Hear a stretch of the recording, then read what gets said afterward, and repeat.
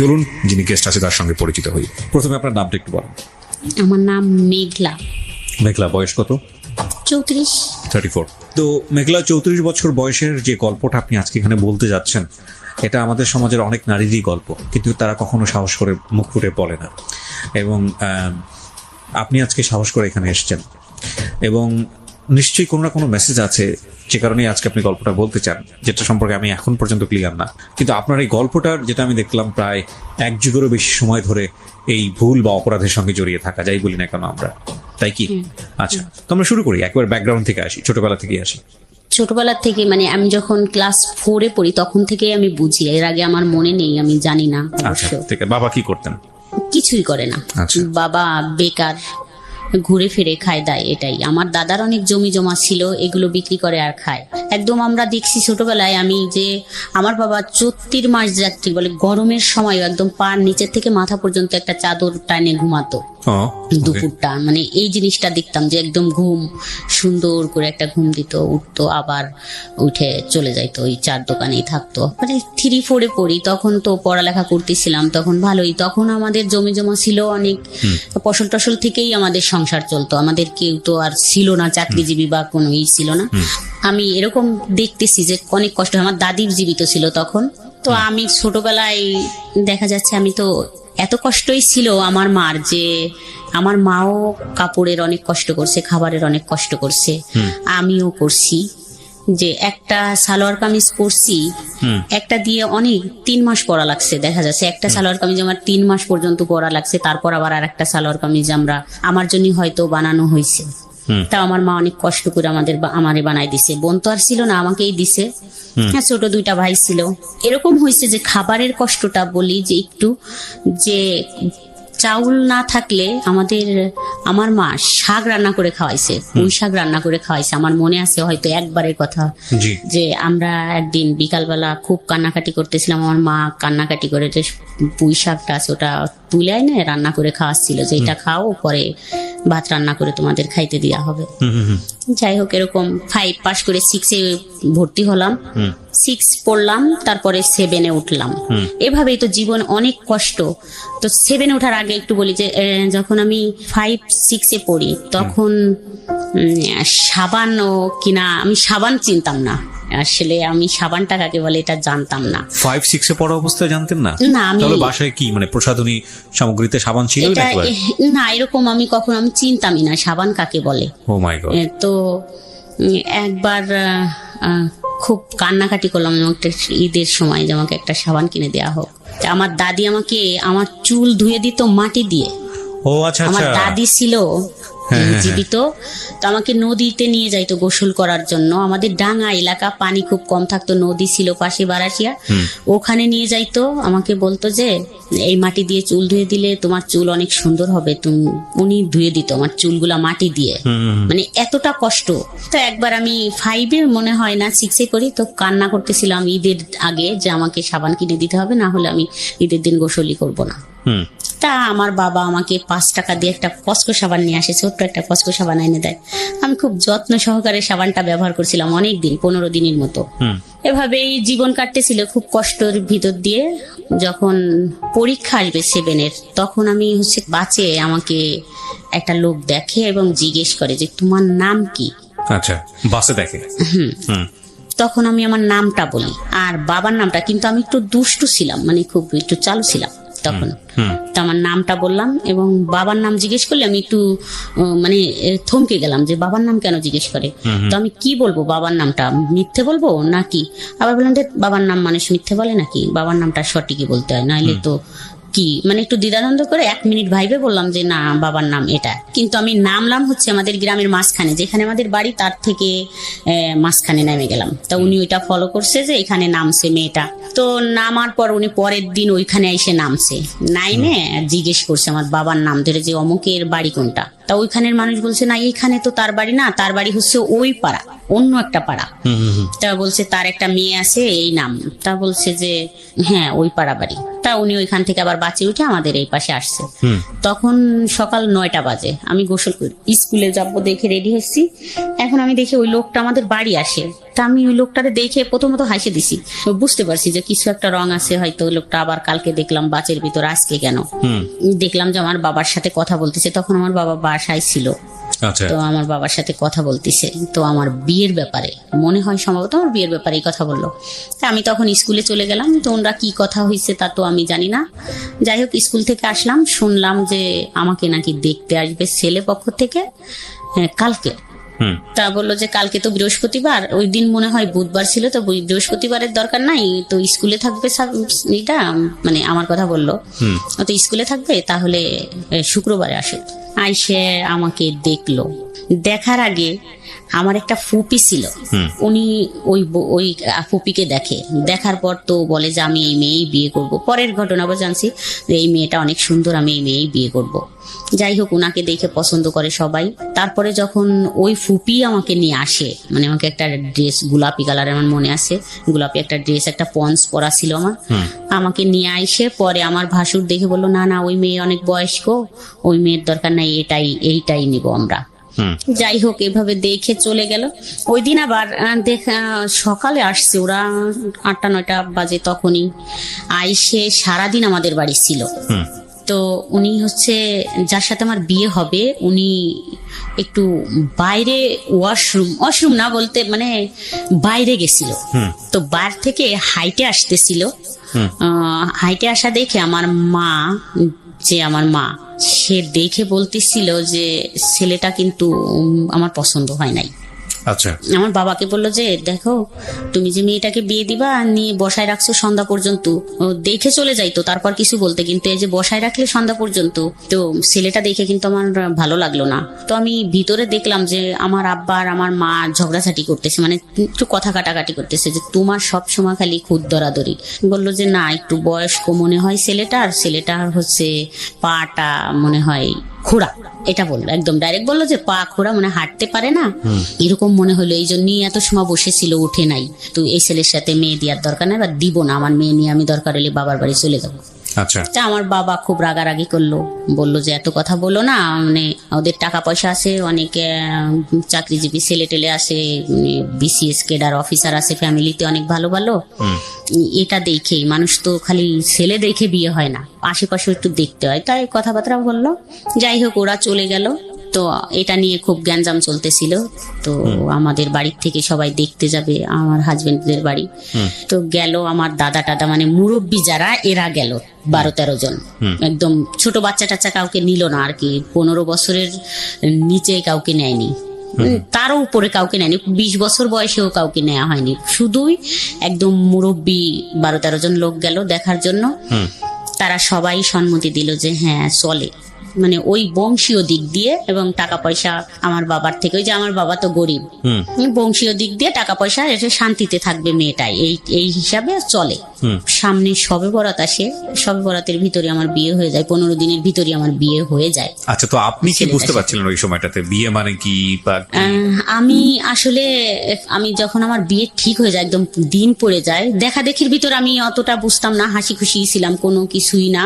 কিন্তু যখন দিন পড়ে যায়, তখন আমার মা ছিল না, রাগারাগি করে আমার নানা বাড়িতে চলে যায়। চলে গেলে যখন বিয়ের দিন আবার একটা শুক্রবারের দিন পড়লো, তা আমি গেলাম আনার জন্য আমার মাকে, যে মা আমাকে তো বিয়ে দিয়ে দিচ্ছে, তাই তুমি কেন আসবা না? তো বললো যে আমার তো এই ছেলে পছন্দ না, তুমি তোমার বাবাকে নিয়ে তোমাদের বিয়ে শাদী, তোমার দাদি আছে জীবিত, যাও তোমরা বিয়ে শাদী করো, পরে আমি আসবো। তা আমি অনেক কান্নাকাটি করলাম যে আসো। যাই হোক, আমি মনে হয় এখন কি বলবো, আমার মনে হয় খুশি ছিলাম আমি। আপনি আসলে বুঝিনি খুশি কি দুঃখ কি আর কষ্ট কি? হ্যাঁ, আমি কখনো বুঝিনি যে আসলে ওইখানে গেলে আমার এটাই মনে হচ্ছিল যে অনেক বড় লোক, একটু আমার অনুভূতিটা বলি যে একটু বড় লোক, তাহলে তো ভালোই, সবকিছু তো সুন্দরী, তো এখান থেকে ওখানে গেলে তো ভালোই থাকবো। আমি তো আসলে স্বামী স্ত্রী এটা ভাবিনি, আমি মনে করছি এই ফ্যামিলির থেকে ওই ফ্যামিলিতে গেলে, যেহেতু বলতেছে এত সুন্দর ঘর দরজা বাড়ি গাড়ি আছে, সবকিছু আছে, ব্যবসা করে ছেলে, অনেক টাকা আছে, তাহলে তো আমি যা চাইবো তাই পাবো। তো বিয়ের 2-3 দিন পর বিয়ে হয়ে গেল। যাই হোক, আমাকে আমার বাবার বাড়ি রাখা হলো, নিল না। তো বিয়ের মনে হয় 2-3 দিন পরেই বা পরের দিন, আমার ভালো মনে নেই, অনেক দিন আগের কথা, তো সামনে রমজান, একবারে ঈদেই আসলো।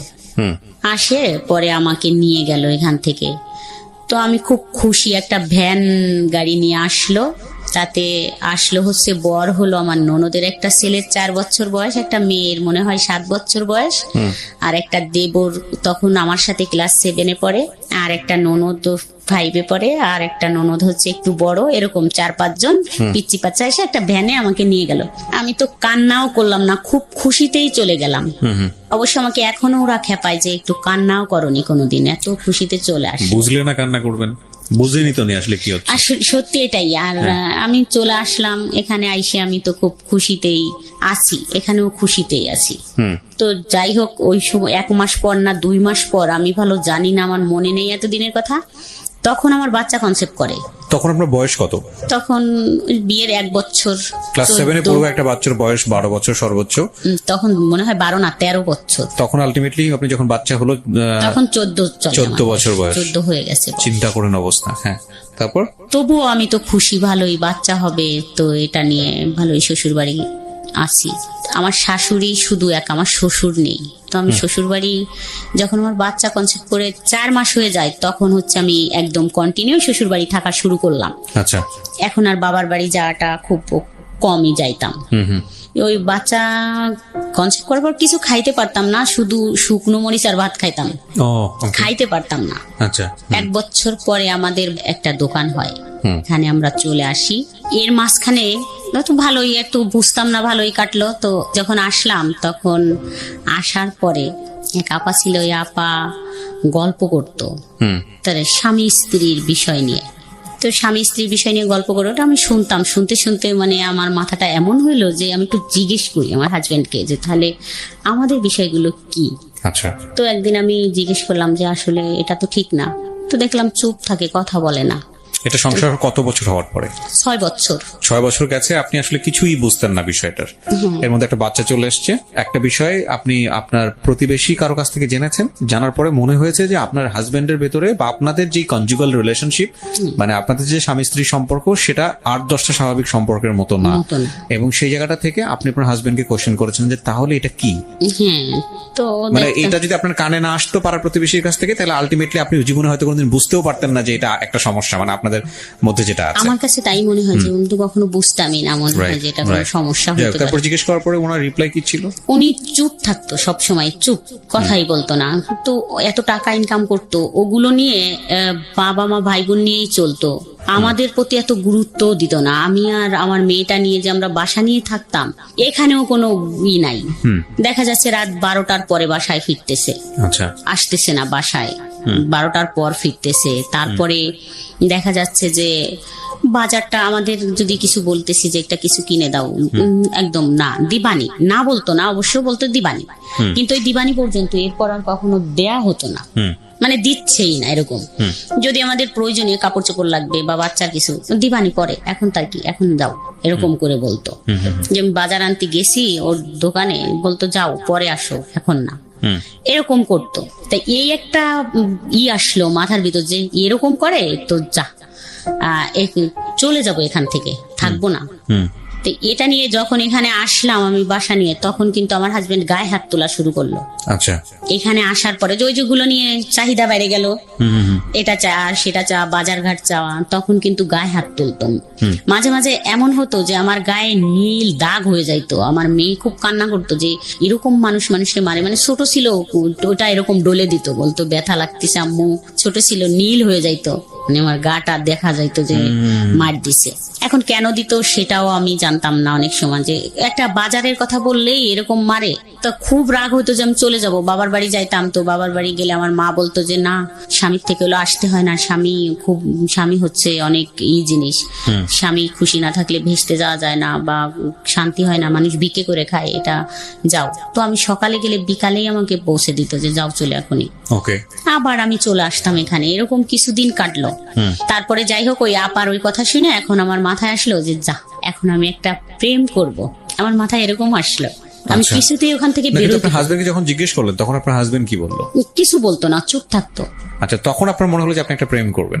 আচ্ছা, আর ওই যে বাজারঘাট সবকিছু সমস্যা মিলে যে এটা কথা বললাম, একবার বললাম যে তাহলে চলো যাই একটু ডাক্তার দেখাই, যদি ডাক্তার বলে যে কখনো সুস্থ হবে না তাহলে আমার কোনো অবজেকশন নাই, আমি কিছু বলবো না। যদি ডাক্তার বলে যে না এটা সুস্থ হবার না, কিন্তু যদি সুস্থ হয় ওষুধ খাইলে তাহলে খাও, যেহেতু টাকা আছে। তার টাকা ছিল, এটা আমার ছিল, মানে আমার ভিতরে একটা অভিযোগ ছিল যে টাকা আছে যেহেতু কিছু টাকা খরচ করো, কিন্তু সে আর নারাজ, কোনো টাকাই সে খরচ করবে না, মানে ডাক্তারই সে দেখাবে না। অর্থাৎ আমি জানছি যে সে ডাক্তার দেখাইয়েই বিয়ে করছে। আচ্ছা, ডাক্তার কি বলেছে? ডাক্তার দেখায় বিয়ে করছে। ডাক্তার বলছে যে আপনি দ্রুত বিয়ে করে ফেলেন, না হলে আপনার আরো সমস্যা হবে, যা কখনোই ভালো হওয়া সম্ভব না। ওকে ওকে, যে কারণে সে এরকম হ্যাঁ, বিয়েটা নীরব করেছে। থাকে, হ্যাঁ, এবং আরেকটা বড় বিষয় যেটা হচ্ছে যে এইরকম একটা পরিবার, ওনার তো মোটামুটি সম্পদশালী ছিলেন আপনাদের তুলনায়, এবং এত ছোট একটা বাচ্চাকে তার বিয়ে করার প্রশ্নই ওঠে না। আপনার সাথে আপনার হাজবেন্ডের বয়সের পার্থক্য কত? 19 বছর। Can you even imagine guys, 19 বছরের ছোট একটা বাচ্চাকে, সে ক্লাস 7-এ পড়ুয়া একটা বাচ্চাকে বিয়ে করেছে। So it was A plan, যাতে করে বাচ্চা এই ধরনের সম্পর্কে নাই, বাচ্চা কিছুই বুঝবে না, এবং তার যে ফিজিক্যাল মানে ডেফিসিট বলবো না, ফিজিক্যাল প্রবলেম যেটা আছে সেটা যাতে করে সে না বুঝে। এবং এটা খুব টেকনিক্যালি উনি খুব সুন্দরভাবে এটাকে মেনটেন করেছেন। ফরচুনেটলি আর আনফরচুনেটলি যাই বলি না কেন, এই ভদ্রমহিলা সংসার করার 6 বছর 7 বছর পরে গিয়ে সে বুঝতে পেরেছে, তাও অন্যের প্রতিবেশীর কোন এক ভদ্রমহিলার কথা শুনে, মানে তাদের মধ্যে যেসব বিষয় নিয়ে যখন 4-5 জন মহিলা একসঙ্গে আলাপ আলোচনা করতেন, ডিসকাশন করতেন, ওই সময়টাতে উনি বুঝতে পারেন যে কি রে, ব্যাপারগুলো তো আমাদের মধ্যে এরকম না। তো সামহাও এটা নিয়ে তার হাজবেন্ডকে যখন তিনি চার্জ করেছেন তখন হাজবেন্ড সাইলেন্স ছিল। শুধু এটাই সমস্যা ছিল না, ওনার কথা অনুযায়ী আরো যে সমস্যাগুলো, সেটা হচ্ছে যে যেভাবে টেক কেয়ার করা উচিত, উনি প্রচুর পয়সা কামাতেন, সেভাবে টেক কেয়ার তিনি করতেন না। আচ্ছা, তারপরে আপনি নিজে থেকে একটা ডিসিশন নিয়ে ফেললেন যে না আমি প্রেম করব। প্রেম তো আসলে করবো এরকম বা করবো এরকম একটা প্ল্যান করে হয় না, এটা মানুষের জীবনে আসে, কিন্তু আপনি প্ল্যান করছিলেন যে না আমার একটা প্রেম করা উচিত। যাই হোক, তারপর মানে আমাকে খুব মারে আর এবং শ্বশুর বাড়ি নিয়ে যায়, যাই হোক একটা কারণে নিয়ে যায় মারে আমাকে।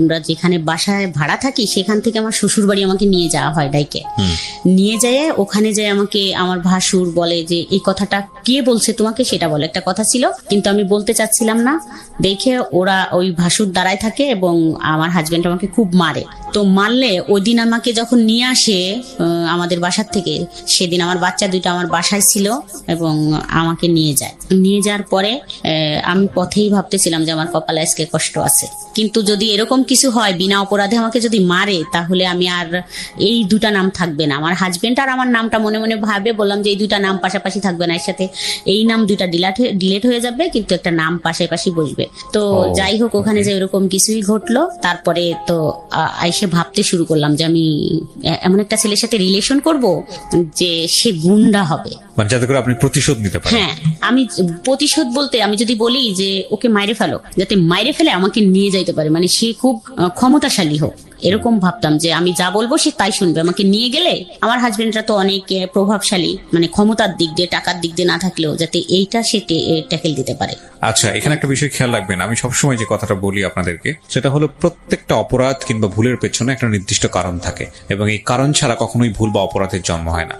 যেমন ধরুন, ভদ্রমহিলা এখন গল্পের যে জায়গাটিতে আছে সেই জায়গাটি থেকে যদি একটা টার্ন নেয় এরকম ভাবে যে না একসময় সে এরকম একটা সম্পর্ক করলো এবং তার হাজবেন্ডকে মেরে ফেললো। আমরা গণমাধ্যমে, পত্রপত্রিকায়, মিডিয়াতে যেসব জিনিস আমরা দেখি যে একটা ঘটনা একেবারে যখন এক্সট্রিম পর্যায়ে চলে যায় তখন সেটা চলে আসে।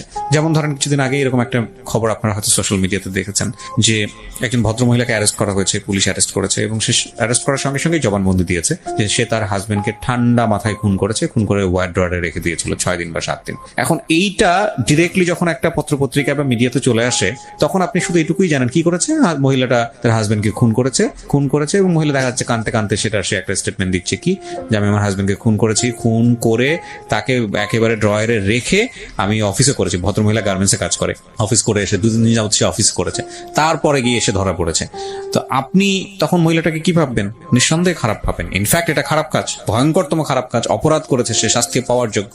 কিন্তু যখন আপনি স্টোরিতে যাবেন, বিহাইন্ড দ্য স্টোরিতে যাবেন, আপনি হয়তো এই যে এইরকম যদি একটা স্টোরি থাকে যে গায়ে হাত তুলেছে, 6-7 বছর ক্লাস 6-7 পড়া অবস্থায় তাকে বিয়ে করেছে এবং বিয়ে করে তাকে 6-7 বছর ফিজিক্যালি টর্চার করেছে, এবং এক পর্যায়ে গিয়ে যখন সবকিছু সে জানতে পেরেছে তখন আলটিমেটলি তাকে কিভাবে দমানো যায় সেজন্য পাশবিক নির্যাতন করছে, এবং তারপরে এরকম একটা ঘটনা ঘটে গেছে। সো আমি সবসময় বলি যে রেজাল্ট দেখে কখনোই উত্তেজিত হওয়া উচিত না, বা একটা ডিসিশন নিয়ে ফেলা উচিত না যাতে করে আরেকটা ভুল হওয়ার সম্ভাবনা থাকে।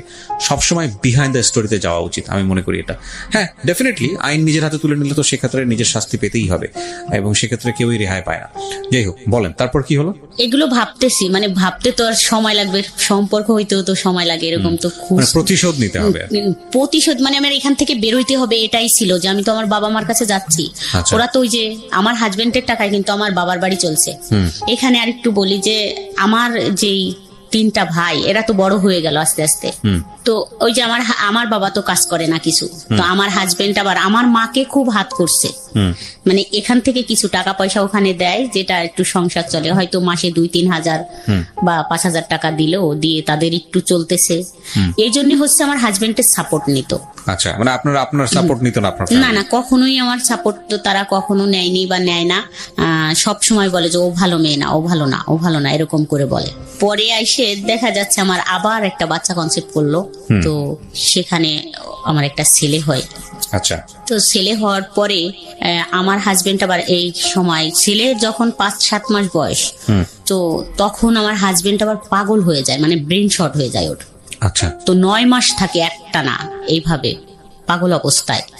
তো আমি ছোট বাচ্চা নিয়েও ওনাকে খুব কষ্ট করে সুস্থ করে তুলি, 9 মাস পর্যন্ত লাগে।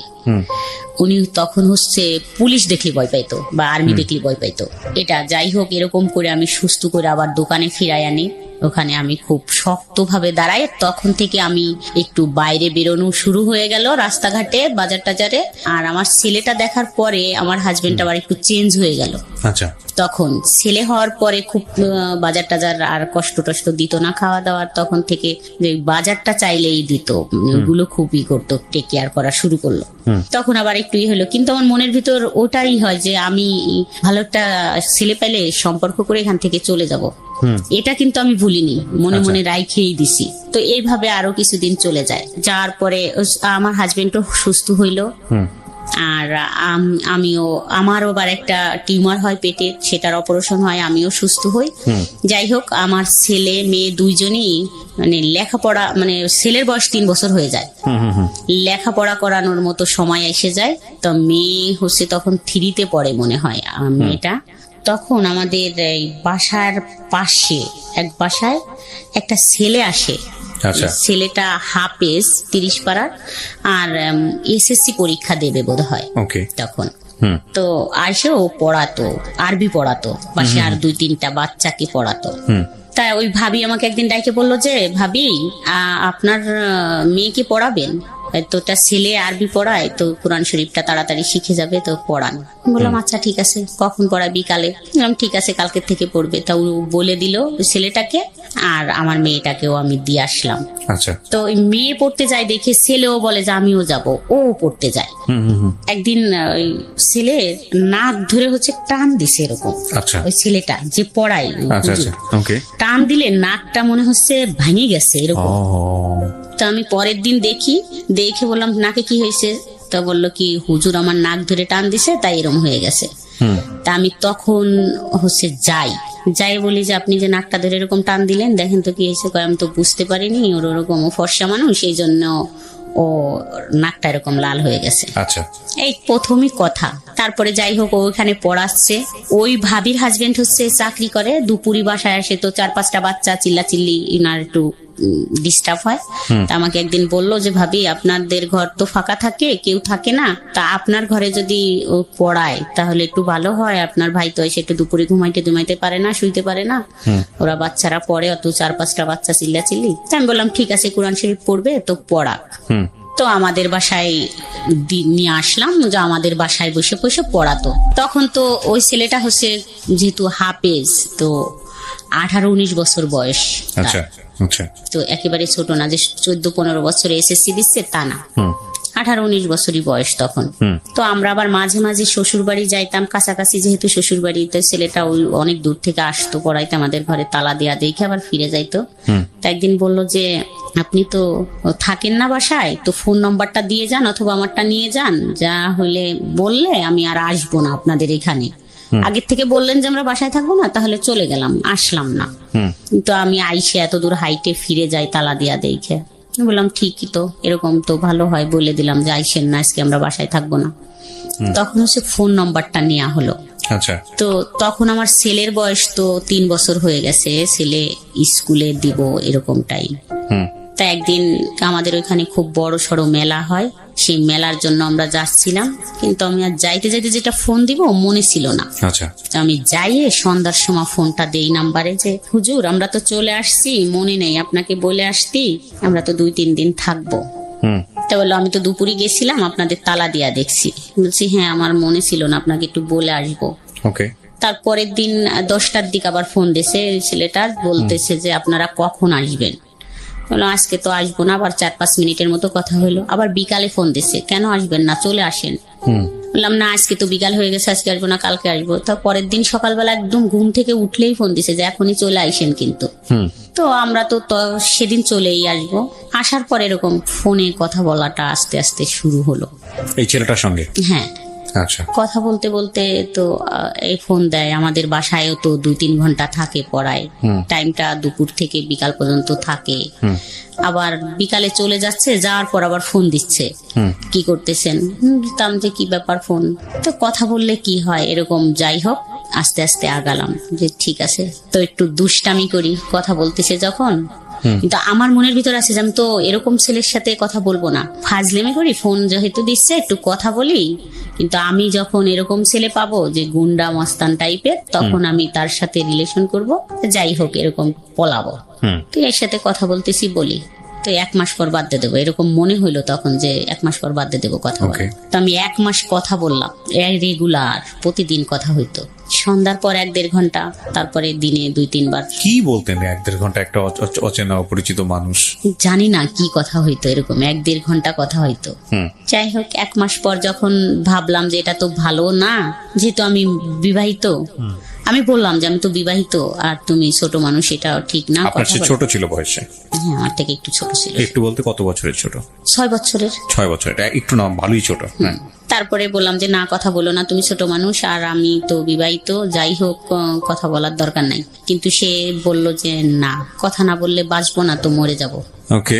সে জানতো যে আপনি তার চেয়ে বয়সে বড়? হ্যাঁ, বাচ্চা 2টা আমাদের বাসায় আসতো, পড়াইতো তো। না ঠিক আছে, কিন্তু বয়সে বড়টা তো জানতো। তারপরে তো বললাম না এটা কি বলো, এরকম কি সম্ভব নাকি কথা বলা। ওকে আপনি করে বলতো? হ্যাঁ তখন আপনি করে বলতো। হ্যাঁ। 3 মাস যখন কথা বলা হয়, 3 মাস পরে তা মানে কি আমাদের ফান করতেন, ফাজলামো করতেন? মানে কথার মধ্যে ফাজলামো করা, এই যে ও যে বললো না বললে মরে যাবো মুখ টমুক, এগুলো কি ফান করে বলেছে, মজা করেছে? না, কখনো এরকম মজা করে বলেনি।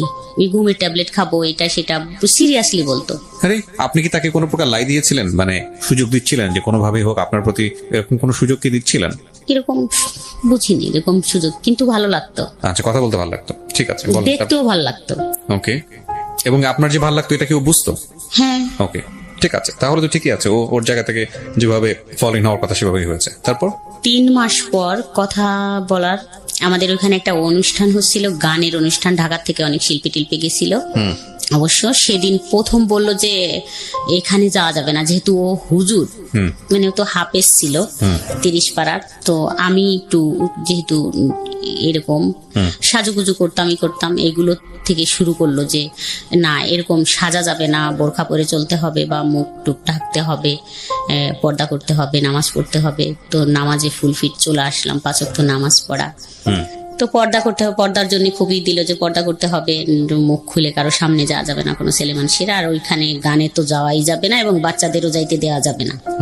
বললাম ছোট বাচ্চা, এত বড় অনুষ্ঠান, সবাই তো চলে যাচ্ছে, নিয়ে যাক। তা পাশের এক ভাবি এসে বললো যে ভাবি যাবেন না? বললাম যাবো তো, আমি তো একটু কাজ করব, তো যাবো একটু পরে, আপনি বাবুদের নিয়ে যান। তা ওই ভাবি দুজনেই নিয়ে গেল, ছেলে এবং মেয়েকে নিয়ে গেল।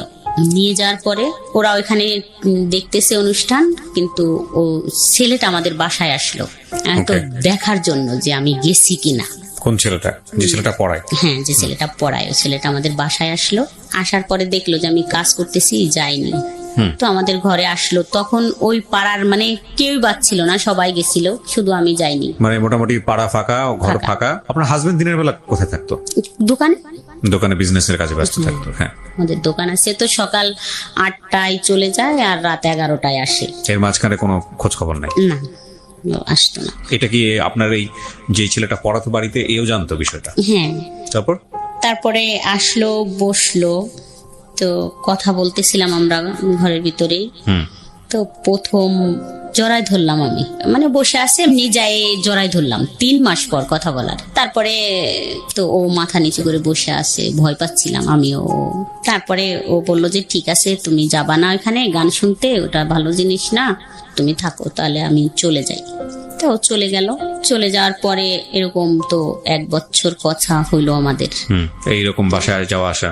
হ্যাঁ, তো প্রতিদিন আসে ও পড়াইতে, ওটাই। তাই ছাড়া এমনি হয়তো কখনো আসলে আমি শুয়ে আছি, হয়তো আমার পায়ে হাত দিল, পাটা একটু হাত দিল, এরকম, হয়তো আমার মাথায় হাত দিল বা আমার চুলে একটু হাত দিল, এরকমই হাত দিত। মানে তারপরে বিষয়টা কি দাঁড়াচ্ছে যে আপনারা কি দুজনকে ভালোবেসে ফেললেন, নাকি এটা অন্য কোনো ধরনের সম্পর্ক ছিল? না, দুজনকে ভালোবাসিয়ে ফেললাম। মানে এরকম হইলো যে আমি তো কান্না করতাম আর বলতাম যে এরকম এরকম, আমি তো ভাবছি যে আমি এরকম একটা ছেলেকে ভালোবাসবো, আমি তো থাকবো না এখানে। তাও ও বলতো যে ঠিক আছে, আমি তোমাকে ওখান থেকে নিয়ে যাব, আর রাখবো না ওখানে, মানে আমার একটু সময় দাও, আমি নিয়ে যাব। এরকমই কথা চলতো। মানে আপনার এই অতীত জীবন সম্পর্কে বা আপনার সংসার জীবন সম্পর্কে আপনি তাকে বলতেন, শেয়ার করতেন? বলতাম। তারপরে তো এরকম 1 বছর কথা হলো, ও ম্যাট্রিক পাশ করলো। এখন ওদের বাসার থেকে তো ওকে বলে যে চাকরি বাকরি করো, তো বসে থাকা যাবে না। তো একবার ঢাকায় আসতো, কান্নাকাটি করতো, আমি থাকতে পারি না, তোমাকে থুয়ে থাকতে পারি না, এরকম বলতো। তারপরে যখন এরকম কিছু হয়, তখন আমি কখনো তো কোনো ছেলের সাথে এইভাবে মিশিনি। আমার ক্লাস 7 থেকে বিয়ে হয়ে যায়, আমি তো আমার হাজবেন্ডের সাথেই থাকতাম একসাথে এখানে বাসায়।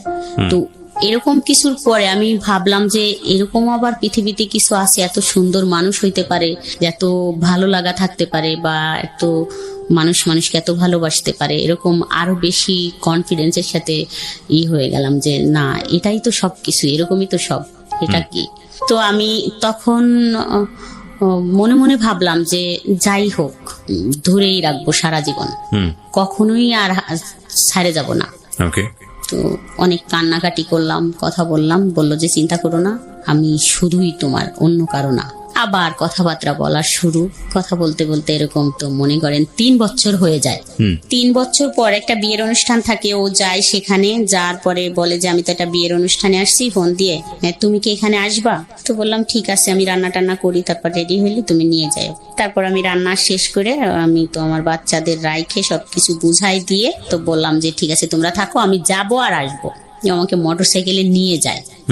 নিয়ে গেলে আমার হাজবেন্ড বাসায় আসে 12টার দিকে, আমি মনে হয় 11টার দিক বেরোই, বা 10:30 11টা এরকম বাজে। তো 12টা বা 12:30টায় আমার হাজবেন্ড বাসায় আসে। তখন আইসে মানে আমাকে দেখে না, ওদের দুজনকে দেখে যে ওরা দুজন বাসায় একা আছে, আমি নেই। তো তখনইও ওই ছেলেটাদের, আপনার 2 বাচ্চাকে দেখে। হ্যাঁ, তখনই ওই ছেলেটাদের বাসায় যায়, মানে কিছুই জানে না বা কোনো কিছুই না, কিন্তু আমাকে দেখতো আশেপাশের মানুষ। আমি ফোনে সারাক্ষণ কথা বলতাম, যে খালা টালা যাদের বলতাম, ভাবি টাবি, ওরা বলতো তোর তো কান নষ্ট হয়ে যাবে, তুই ফোনে কথা বলিস এইভাবে, তোর কান নষ্ট হয়ে যাবে। তো ওইটা বুঝতো যে আমি ফোনে কারোর সাথে কথা বলি। কিন্তু আমার হাজবেন্ড একবারে ডাইরেক্ট ওদের বাসায় যায় বলে যে আপনার ছেলে আমার বউ নিয়ে চলে গেছে, আরো 10 লক্ষ টাকা নিয়ে গেছে, আমার বউ নিয়ে আসেন, আমার 2টা বাচ্চা রাইখে নিয়ে চলে গেছে। এর আগ পর্যন্ত কি এই ছেলেকে নিয়ে আপনার সঙ্গে কোনো কথাবার্তা হয়েছে? আপনার হাজবেন্ডের কোনো কিছু কথাবার্তা হয়নি? কোনো হাজবেন্ড বললেন মানে কারোরই কোনো কথাই হয় নাই। আপনার হাজবেন্ড এই ছেলেটাকে সন্দেহ করে, এরকম কোন আচরণ দেখিয়েছে? না, ও তো কখনো দেখেইনি যে ও কখন বাসায় আসে আর কখন যায়। আপনার বাড়ির আশেপাশে কেউ কি সন্দেহ করতো এই ছেলেটাকে নিয়ে? এই ছেলেটাকে নিয়ে সন্দেহ করতো, যে ফোনে কথা বলতাম এটাই সন্দেহ করতো, যে ফোনে কথা বলে। ফোনে কার সঙ্গে কথা বলে সেটা কি জানতো? সেটা কেউ জানতো না। তারপরে ধাম করে গিয়ে সে ওর বাড়িতে গিয়ে বলে যে আপনার ছেলে নিয়ে চলে গেছে। এখন হ্যাঁ, ও ওদের বাড়ি গেছে, যাইয়ে ওর বোন আছে। বাড়ি কত দূর ছিল আপনাদের এখান থেকে? আমাদের থেকে অল্প একটু দূর, কতটুকু বলবো, 7 কিলো। Half half kilo? কিলোর থেকেও কম। আচ্ছা, হেঁটে যাওয়া গেলে কতক্ষণ লাগে? 5 টাকা রিক্সা ভাড়া বা Okay, ভ্যান ভাড়া 5 ঠিক টাকা, আছে, কাছাকাছি। হ্যাঁ, তারপর? কাছাকাছি একদম। হুম। তো যাই বলে, আর আমি তো সত্যি সত্যি ওর কাছেই ছিলাম, যেহেতু ওই বিয়ের অনুষ্ঠানে। তা ওর বোন হচ্ছে ফোন দিয়ে ওকে বলে যে তুই যে ওকে নিয়ে গেছিস, এখানে তোর হাজবেন্ডটাই সেই দেখ কি করতেছে, ও যদি তোর কাছে থাকে তাহলে ওকে পৌঁছে দি তাড়াতাড়ি, না হলে কিন্তু ঝামেলা করবে। ওই যে ক্ষমতা, সেই ক্ষমতা দেখাচ্ছে। ও আমাকে মোটর সাইকেলে আমার মামা বাড়ি দিয়ে আসে, আমাকে প্রশ্ন করতে থাকে যে আমি কোথায় তোমাকে দিলে ব্যাপারটা ঠান্ডা হবে। তো আমি ভাবলাম যে তাহলে আমার মামা বাড়ি যদি তুমি দিয়ে যাও, তাহলে আমি বলবো যে আমি তো মামা বাড়ি আসছিলাম, তাহলে হয়তো ব্যাপারটা একটু মেনটেন হবে। তো আসলাম মামা বাড়ি দিয়ে, ও মোটরসাইকেল টান দিয়ে তো আমাদের বাসার এখানে আইসে আমার হাজবেন্ডের দোকানেই সরাসরি আসছে। আইসে কথা বলছে, আপনি এরকম যে বলছেন, আপনি আমি ওকে নিয়ে গেছি, কই আমি তো নিয়ে যাই, আমি তো বাসায়, আর আপনার ওয়াইফ কোথায় গেছে আপনি খুঁজে দেখেন, এরকম কিছু বলতেছিল। তখন হচ্ছে আমাদের রিলেশন 2-3 বছর হয়ে গেছে। আচ্ছা। তারপরে আমি যে মামা বাড়ি আমাকে নামাই দিল, ওর বাড়িও খোঁজ অনেক হয়ে গেছে, ফোনে তো সবার কাছে জানাজানি হয়ে গেছে, আমাকে পাওয়া যাচ্ছে না, চলে গেছি আমি এরকম। তা ওই মামিরে বললাম, আমার মামিরে, যে মামি এরকম তো করছে, তাহলে আমাকে কিভাবে পৌঁছে দিয়ে আসবেন, আসেন, আমার তো ভয় করতেছে।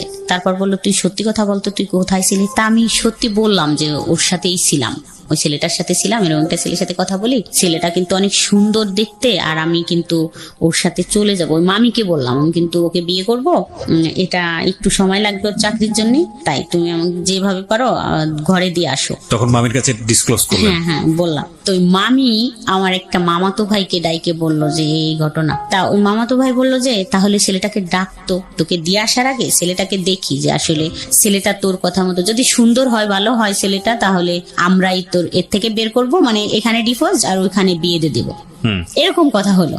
আমি ফোন দেওয়ার সাথে ও আবার চলে আসলো আমার মামা বাড়িতে।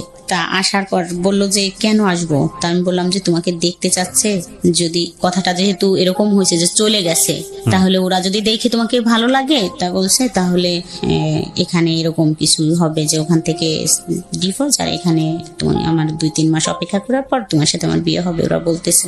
তা ও রাজি হলো, ও চলে গেল ওখানে। কি করতো তখন ও তখন কিছু করতো না। বয়স কত তখন ছিল ওর? এসএসসি পাস করছে মাত্র, 19। চিন্তা করেন অবস্থা। ওকে, তারপরে ও যাওয়ার পরে মানে আমার ছোট ভাই ওই আমার মামার বাড়িতে একটা মোটরসাইকেল নিয়ে গেছে। ও যাওয়ার পরে কথা হলো, আমার মামার সাথে কথা হলো, বললো যে পছন্দ করো? তা বললো যে হ্যাঁ। তাহলে কি করবা? বললো যে আপনি যেটা বলেন। মামা বললো তাই কি করবো? আমি কি বলবো তোমারে, ও তো একজনের বউ। তা বললো ঠিক আছে, ওখান থেকে নিয়ে আসার ব্যবস্থা করেন, তারপরে এটা মিউচুয়াল হলে আমি ওকে বিয়ে করব, নিয়ে যাব এখান থেকে, আপনার টেনশন নাই। তারপরে ওইভাবে কথা সেটেল হয়ে ওকে বললো যে তাহলে ঠিক আছে, আমি ওকে উঠাই দিয়ে আসি বাসে। পাশেই রাস্তা, হাইওয়ে নিয়ে গেছে, কিন্তু আমাকে ফোন দিয়ে বলতেছে এখানে কিছু লোক আমাকে আটকে রাখছে, তুমি একটু আসো। তো আমি, ছেলেটা আমাকে ফোন দিয়ে বললো যে আমাকে তো এখানে আটকে রাখছে, তুমি একটু আসো, দেখো আমাকে তো বাসে উঠতে দিচ্ছে না, আমাকে যাইতেই দিচ্ছে না। এখন বলে তোমার হাজবেন্ড কাকে কাকে নিয়ে আসতেছে, এখানে তো ঝামেলা। তো আমি দৌড়ে গেলাম, আমার মামি, ওই মামিটাও গেল সাথে, দুজনে দৌড়াই গেলাম। যাই দেখলাম যে আমার ছোট ভাই, মানে আমার ছোট ভাই আপন ছোট ভাই ওখানে দাঁড়ায় আছে, অনেক লোকজন, মানে বিশৃঙ্খল খুবই, একটি হচ্ছে ওকে মারতে যাচ্ছে, হে তুই একজনের বউকে নিয়ে আসছিস হ্যান ত্যান। তাও বলতেছে না আমি তো নিয়ে আসিনি, আমাকে তো ডাইকে আনা হয়েছে, এরকম বলতেছে। ও যাই হোক, পরে আমি যাই দেখলাম যে খুব চিল্লাচিল্লি হচ্ছে। তা আমি আমার ওই ছোট ভাইয়ের 2 পা জড়ায় ধরলাম, বললাম যে ভাই সাইরে দে, ওকে চলে যাইতে দে, তারপর যা বলিস আমাকে বলিস, বা এইভাবে বলিস যে তোর ভাইয়া যদি আসে তুই বলতে পারবি যে আমার বোনের নামে এরকম একটা মিথ্যে অপবাদ দিচ্ছেন, কেউ তো ছিল না, নিয়ে যান আপনি, এইভাবে দিয়ে দিস, আমি আর জীবনে কখনো কথাও বলবো না ওর সাথে। কিন্তু ওরা তা শুনলো না। আমি বললাম যে সাইরে দে, আমি আর কথা বলবো না, যা তোদেরকে তোরা যেভাবে বলিস সেভাবে হবে, কিন্তু ওকে যাইতে দে। দিল না, যেতে দিল না, ওরা আটকেই রাখলো। রাখার পরে তখন আমার ফোনটা কাইরে নিয়ে গেল, বাড়ির পর নিয়ে আসলো। এখানে আমার একটা প্রশ্ন আছে, সেটা হচ্ছে যে আপনার যে ছেলেটার সঙ্গে সম্পর্ক, ও তো আপনার হাজবেন্ডের দোকানে গিয়ে দেখা করে আসছে অলরেডি, তারপরে যে আবার আমি ফোন দিয়ে আনছি। আচ্ছা, ওই একই দিনে ঘটনাগুলো ঘটে যাচ্ছে? হ্যাঁ। আচ্ছা, তো আপনি ফোন দিয়ে আনার পথে এটা আপনার ভাইয়ের হাতে পড়লো কিভাবে ওই ছেলেটা? জানি না, ওই আমার মামাতো ভাই বললো যে আমি ওকে আগায় দিয়ে আসি, উঠাই দিয়ে আসি, বাচ্চা ও তো চিনবে না। ও এখানে এসে আপনার সঙ্গে দেখাও করেছে? হ্যাঁ, দেখা করে যে কথা হয়েছে, কথা হয়ে তারপরে চলে গেছে, যাওয়ার পরে ধরা পড়ছে। হ্যাঁ, যাওয়ার পরে রাস্তায় যখন, তখন আপনি আপনার মামাতো ভাইয়ের এখানে? হ্যাঁ মামা বাড়ি। আচ্ছা, আমাকে তো মামাবাড়ি। মামা বাড়ি নামাই দিচ্ছে। ওকে ফাইন, তারপর তো বাড়ির পান নিয়ে আসলো, খুব মারামারি, আমাকেও খুব গালাগালি করলো। এটা কে করছে? আপনার ভাই? ভাই, চাচি ছিল সাথে, তারপরে আমার হাজবেন্ডের সাথে আরো লোকজন ছিল। মানে ভাইয়ের সাথে মোটামুটি ছিল। একবারে আউটব্রাস্ট হয়ে গেল হ্যাঁ, এলাকায় সব তখন একদম একদম সার্কুলার হয়ে গেল। চিচি করার মতো অবস্থা। আপনার বাচ্চার চাচা। তখন বয়স কত? দুইটার? বড় জন 4-এ পড়ে, আর ছোট জন? 4-5-এ পড়ে মনে হয়। ছোট জন তো নার্সারিতে পড়ে। তার মানে ছোট জন কিছুটা হয়তো বুঝবে না, কিন্তু বড় জন মোটামুটি বোঝার বয়স। খুবই দুঃখজনক আসলে। যাই হোক, তারপর আমার বাবার বাড়ি নিয়ে আসা হলো, আমার মামা বাড়ির থেকে নিয়ে আসে, ওখানে খুব মারামারি ধরাধরি হইলো। তো খুব হাতে পায়ে ধরলাম যে মারামারির দরকার নাই, ঠিক আছে যা বলবে সেটাই শুনবো, ছেড়ে দাও। তারপরে ওরকম করতে করতে রাত হয়ে গেল। রাত্রে ওখানে আমরা থাকলাম সবাই, ওই ছেলেটাও থাকলো, ওকেও ছাড়লো না। পরের দিন আমার হাজবেন্ড আমাকে এবং ওই ছেলেটাকে নিয়ে আসলো বলমারিতে, মানে আমাদের যেখানে আমরা ভাড়া থাকি। আপনার হাজবেন্ড নিয়ে আসলো ছেলেটাকে এবং আপনাকে, দুইজনকে? হ্যাঁ। প্ল্যান কি ছিল? দুজনকে নিয়ে কোথায় কি করবে? কিছুই না, ওকে ছেড়ে দিল, ওর বাসায় নামাই দিল গাড়ির থেকে, আর আমাকে নিয়ে বাসায় চলে আসলো। আচ্ছা, ইন্টারেস্টিং। তো বাসায় আসার পর আমার তো ফোন টোন কাইরে নিয়ে গেছে, তখন মামা বাড়ির থেকে ফোন টোন নেই। হ্যাঁ, না কিন্তু যখন লোকজনের মধ্যে ধরে এই পেটাপিটিটা হচ্ছে তখন ওই ছেলেটা কি বলতেছিল? তার মাঝখানে বললো যে ও তো চুপ একদম, ওকে তো যে পাচ্ছে সেই মারতে যাচ্ছে, থাবড়াথাবড়ি দিচ্ছে। থাবড়াথাবড়ি মানে মারতে যাচ্ছে। ওর এলাকার লোকজন, ওর বাড়ির কেউ লোকজন? নাই ওর এলাকায়। ওর চাচাকে বলছিল, ওর চাচা তো হতবম্ব, ওর চাচা খুব ভালো নাম করা লোক। তারপর নিয়ে আসলো যখন, পরের দিন, সেদিন তো সকালবেলা আমি বাসায় কাজ করলাম, পরের দিনকে থেকে হলো এরকম শুরু হলো আইসে বলা যে চলে গেলে, বাইরে চলে গেলে, 10 লক্ষ টাকা নিয়ে গেলে, এত সোনা নিয়ে গেলে। তো আমার এতটাই রাগ হচ্ছিল তখন যে এটা কি বলে 10 লক্ষ টাকা, 10 টাকাই তো কোনোদিন দেয়নি, তো 10 লক্ষ টাকা কি করে নিয়ে গেলাম। মানে শুধু এটাই আমার তখন রাগ হচ্ছিল যে আমি 10 লক্ষ টাকা কোথায় পাইলাম। আর বলতো যে আমি মানে তখন 2টা ব্লাউজ বানাইছি, বলে কি 2টা বানাইছি, তা মানে 100টা ব্লাউজ বানাইছি। এটা আমাকে এতটাই করলো যে 100টা ব্লাউজ বানাচ্ছি। তাই একজন এসে বললো যে 100টা ব্লাউজ বানাই নিয়ে গেছো আর 10 লক্ষ টাকা নিয়ে গেছো, এরকম বলতেছে, সোনা টোনা সব নিয়ে গেছো।